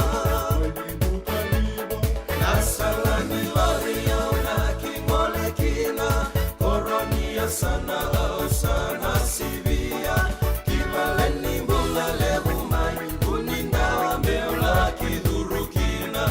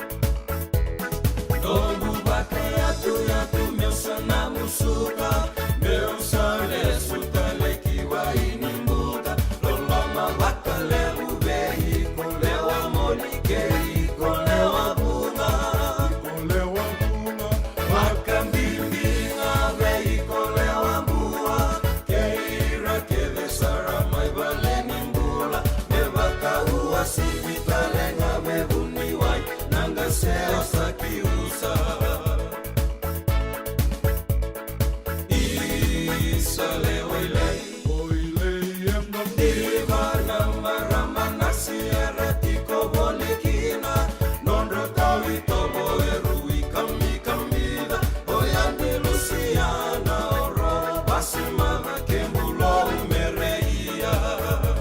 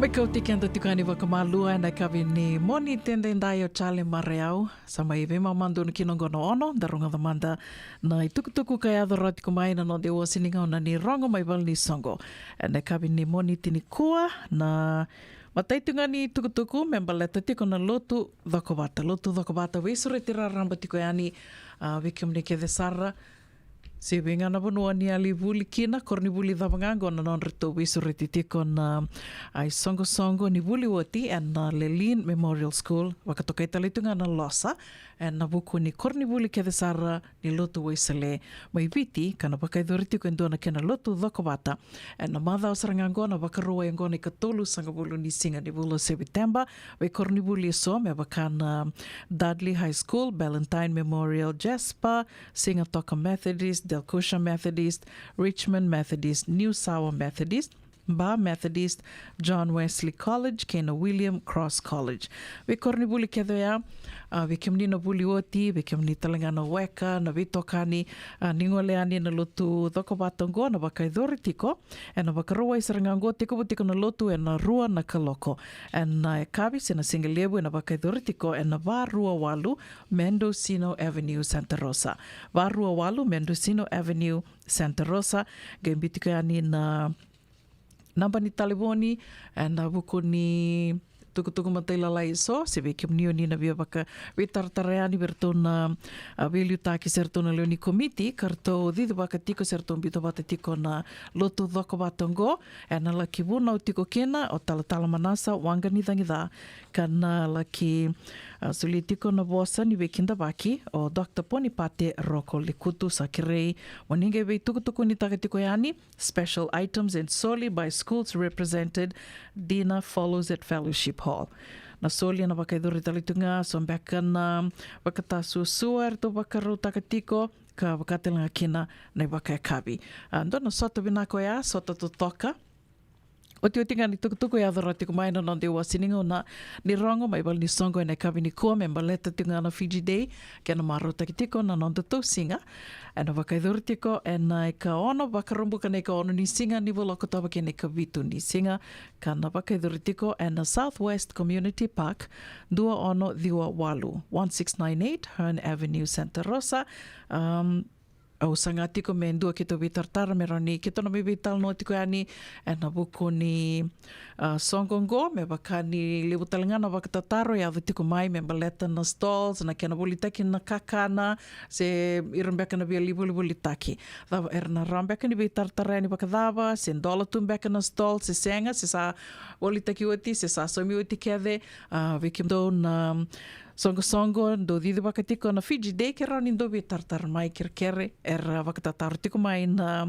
leoni vanua na non rubia ki latiko na vika so me baleta tiko na Fiji Day ke rani do ge vitartar talinga mai ya na nambani taliboni esa na game talitunga yani and non da to Facebook page ango kanga e tori rau tiko ni tukutuku e tori rau tiko ni na baka e tori tiko na sota ni netball wakatanga kina na volleyball ke na rakavi netball volleyball ke na rakavi tukutuku dhavanga esa ondo na buda tiko se dhavanga sasanga dhava ondo na buda tiko e na buku ni na mundo i songo do wakata mai ngo endo nango ni sale roni na bibu ke tiko ni kina na radio mbula ndo bata me na mai kadhiwa ki tiko yani senga tiko ni somi na kena kadhiwa ki ngo endo nango ni sale ke tona bibu ki tiko ni kina di rauni wakotanga mai ni tuku kena nei tō messenger na radio mbulando wata se rautalangani ni mbeta mai be pedeli na novo se be ona buni da kua o katalanga kena ve tale mata kimbau mena mai kadhiwa ki wali tuku yani na nomdoi tuku o tonga rusanga bulu ka ono na miniti me vitu na kaloko to tolo saratiko na tosaninga ona sera katarawango na vea wakambula tuku kina ki wana marama nei taka ke re tuku mai na serango bulu vinaka Dasha Hidden Blood wakatala kena ve Dan Romakita ni mbula vinaka Dan sema tuku mbeka me ve wakambula talitungani vai oisale koroi dombula vinaka se revi ngi o sese vinaka wakalevu na sema tiko mai ne kavini kua wakanuni vinaka tiko ani ve kiomani wakatalanga kena ve straining Havenwood ni bula vinaka Melts bula vinaka Iferemi na Wanga Joy epi koroi le like kiomdo ke sarna sema tiko ngori mai Seattle Washington wakanuni vinaka tiko ani wakatalanga kena ve wana itoke ni mbati manra bula vinaka tia wakanuni vinaka tiko ani ve kiomdo wakave vei tamani, wakati langa kina vikim dona sema tiko ngori, vili niu tiko na vei longa niu ke the Sara, maina Marin County, Sonoma County, Sacramento, San Francisco, Santa Clara, kina vei vunua ke the Sara, o ni vili niu tiko kina, ene kawini kua, gomena nomini ke the tiko, Dasha, au nui taka niu nina maro taka na nomini sere.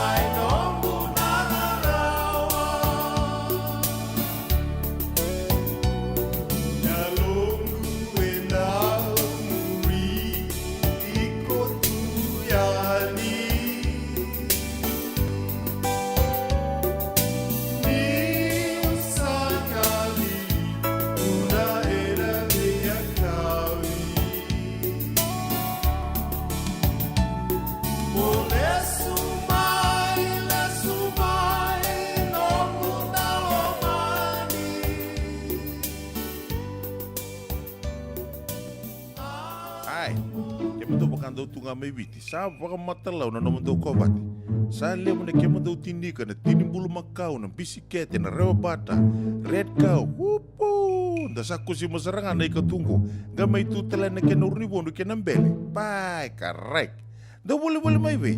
Oi, doce que tu ni kila. Kita boleh ngamai na maoli mat. Tok ngangko i Santa Rosa. Mai be? Na maoli mat wele. Doko na nonda business na ngoli tau kei Amerika. Doko sa mai. Do mai volleyball na Maoli Mat. 4525 Montgomery Drive, Suite 2 and 3, Santa Rosa, California. Dendram beka na ngola ni kibalilo tira buku ni oso pakadadaka. Sen rakin-rakitan beka na itos-tos nimbula. Kuha ni lenga sinui gawa-gawa. Nana maki mai kina programo warotaki. Mai vera tau na New Methodist Christian Fellowship USA. Nongu Chisu, Nongu Banua. Ruwaga na bima manione na kabini buku lulu bei Kemundo e California. Bima mani dua na singilewu ni lotu lewu bei Kemundo e Viti. And a radio bulando wata San Francisco. Me kauti kanta wata mai. Bakarita Kiani, Vikimundo Minor South Bay, San Jose, Mountain View, Redwood City, San Bruno, San Francisco, Kenavivo no Volicata, Nisa Tikungoin Dona Nonda Toi Ngandi na San Bruno Kavaba, Dala Kumandangayan, Itali Sota Tukina Kavikilai, Era Livu Talitunga, Nandui Kai Karandongole Dikina, Kanduna Kana non Retalitaka, na lebu ngona ni non Retalitaka, Kena Wasibi ni Vingaravi ni Turanga Tower Rakesh. Samba ulikaliwa kitumikina na Crown 4 News katambaki talitunga and the San Francisco Chronicle. Esa mbawa kirongo saranga. Kendo vanga ratano atiko senea ni angona na sote singeleti ni viti na kwila ni viti kena sotali ni yaya lalai bebakane guku kuni pale dome raito manda and the San Bruno Kavaba. San Bruno Kavaba, ono tolu saiva San Mateo Avenue, San Bruno, California. Taun dola mana dona kolokan na sigilebu kina tinkan dona kolokan na bungi ni moniti kina singatambu. E senga dina ni kara rawa na daka waka kekiwa. Ia en dona kainda wipu ke kawaka mamanta taka tuna bengaravi. O ya ke tuna kenda toka kana. Na ika, na dalo, na bisikete, na reo bata, na sunbells e tinimbulu makau. O kenda tona senga tiko ni driver, se senga ni waka motoka, kandau Dren na tutu beto seki. Erto satu wakarau na Divine Pacific Food Mart mai Sacramento, merto taladeani na nung ni boli-boli. Rawa sara, witar-tar ngayani na taliboni diwan 21 toluwa diwa ono saivarua. Merto wakarotaka katalada mai na nung ni boli-boli, ena kenangona totolo tua. Divine Pacific Food Mart. Viturua Diwawalu Franklin Boulevard, Sacramento, California. Namba di telefoni Diwan 21 toluwa diwa ono saivarua. Erto ngarap talangan kena lewa suburian ni nanomu yaya. Mai na nonreto stoa kena nomu mate ni katumba. Radio Bulan Vata me kauti kenda vata mai San Francisco ki pura-pura. Sema mai ngai waseyani.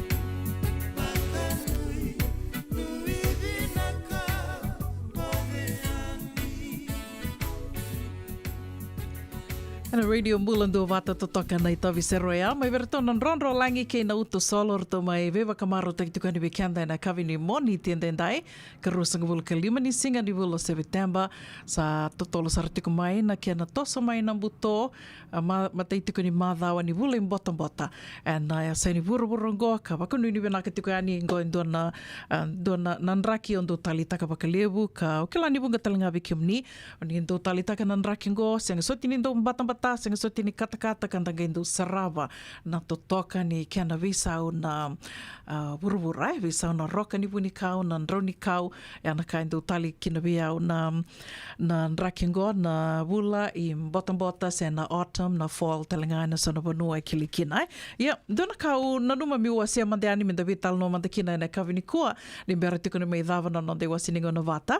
Dona kango, wakadhava manda na nomu ni kila membaleta na fast track.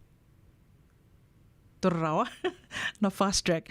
Bula vinaka Sierra Langi-Langi wakanuni vinaka tikani vikimdo mai Sacramento na fast track o kila na ngona mateni ngono sengi adha miki ni Amerika sando kila sa o te vida na madha o vida mbeka na vula o te vida na vula o sangi torrawa ya na dhava ni mbali ni Carpool Lane ngoni da didi tika na freeway na Carpool Lane ko ya da sakila ke de tu vikenda to na sa mai tiko e valangi to sakila tu ya ando na ngona balabu didi mai da kila tunga na didi tuka na Carpool Lane. Ia, o te anda sangendo lako tiko na vingo na keden da tako soba kina na wabu, do na wabu, en tiko na tole somi, ia, na ngona ya, en da soma e rando tu i rakaradaka tu en wabu, wakasamataka na vono mandanga ki tau tiko kina goa na tomba lewungo i San Francisco, seanga ni California to dhoko. Goa na tomba mandanga go i San Francisco, e vitu wakandua na wabu, e tiko wabu li tike tu. Roni ko dhaka tiko kia na vanuango, na kia na totoka, na wai, ke na kongaya.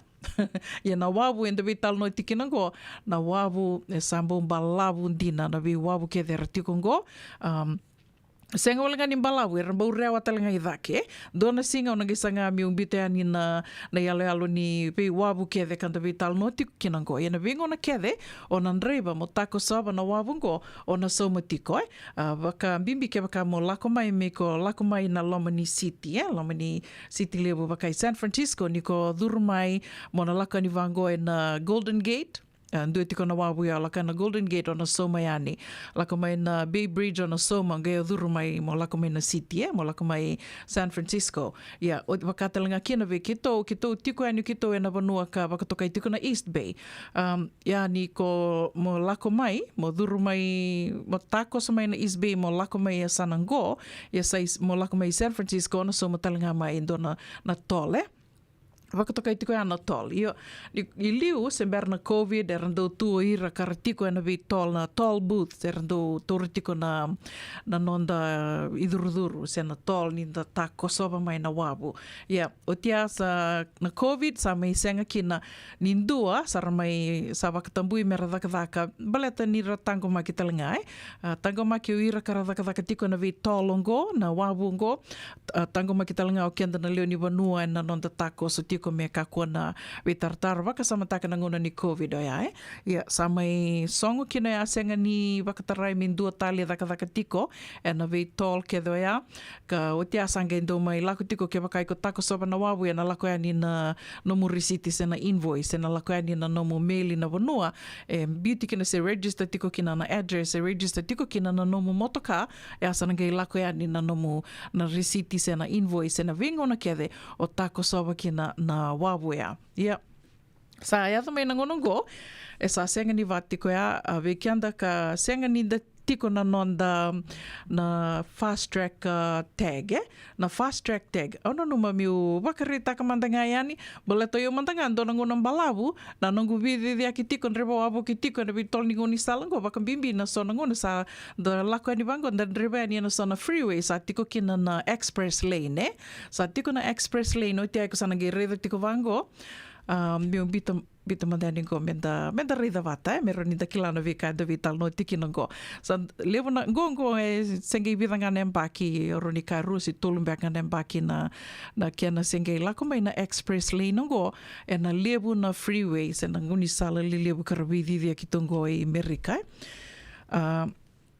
kongo na express lane sangi tiko na nomu fast track tag na tag toll sena io toll tag koia iko na niko sabulia dua e vatongo na keni rirai o ke la ni rauni na Bebo ke wakalebu be kem do na senge adavo mai Amerika, be kem do mandangana nrebo abo ki tiko sa me amba ki vida tiko ke, senga tiko ni ndo ke la sendo turbina kana dava na kena imbale sena dava na imbale ni fast track sena toll tag mbaletan de sombe kana ngona ndo nrebo tiko nga ndo senga ni ngreva, mondo tako soba mai ndo na wavu, kando senga ni volia mbeka ndo na no mondo toll tag, kabi naka me tiko nga, baleta iko senga ni kila na ngona iko tako soba kina na toll na wabu yango e senga walenga nianga na nomu tako sava na wabu e anga talenga e na nomu na didi ngoni sala na freeway ka tiko kina na express lane wakau wakarita ka tiko eni ongo koia obia wakarita ka tinga ni be wasetu ngayani